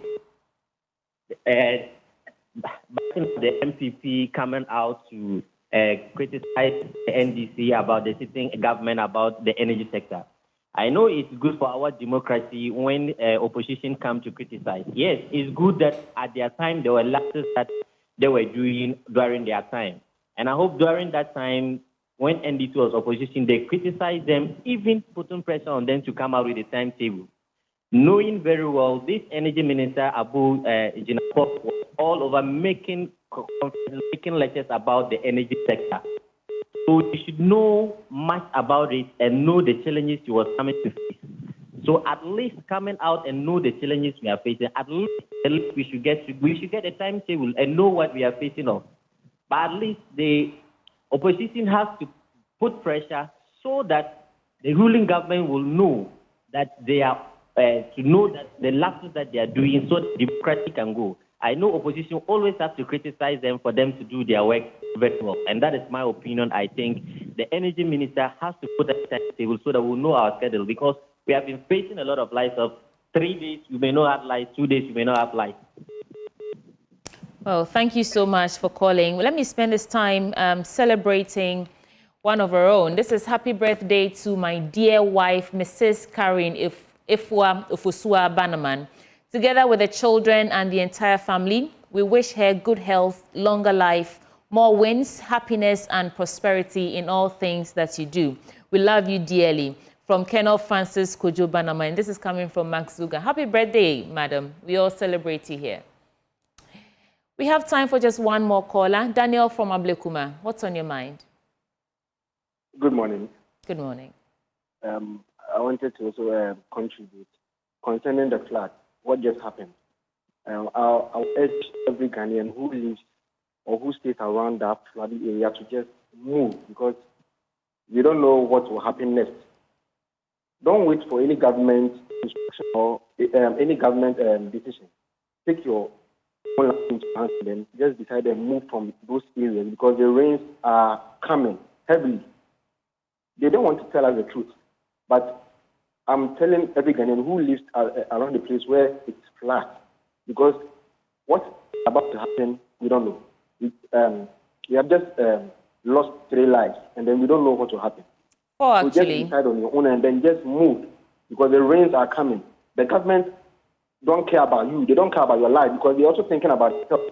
So you just decide and then just move, because the rains are coming. We know that the rains are coming. Thank you. Well, thank you for sharing those thoughts, but I think there should be a correction when you say, also would extend and say all our governments absolutely don't care, and that they only act in their self-interest. Some actions are taken, it's just that they are not enough. And again, Sweetie, when he says, oh, up and move, to where? Mm-hmm. where are you going? And by and large, there are so many of such places in the Greater Accra region. So it's more about systems working to help resolve our problems. If you ask me, we need a total overhaul and proper city planning for the Greater Accra region. City planning, that's where we have to completely get rid of everything and start afresh. I don't know what it would Maybe take. Not everything. Well, I mean, some of the things in terms of the way we've built on waterways and the constructions, and we need a total overhaul, if you ask me. But that's all that time will allow us for today on the AM show. It's always our pleasure doing this with you and for you. Make a date with us again tomorrow at 6 a.m. I'm Sweetie Abochi. My name is Benjamin Akakpo. You do want to stay for Joy News Desk, which comes your way right up next.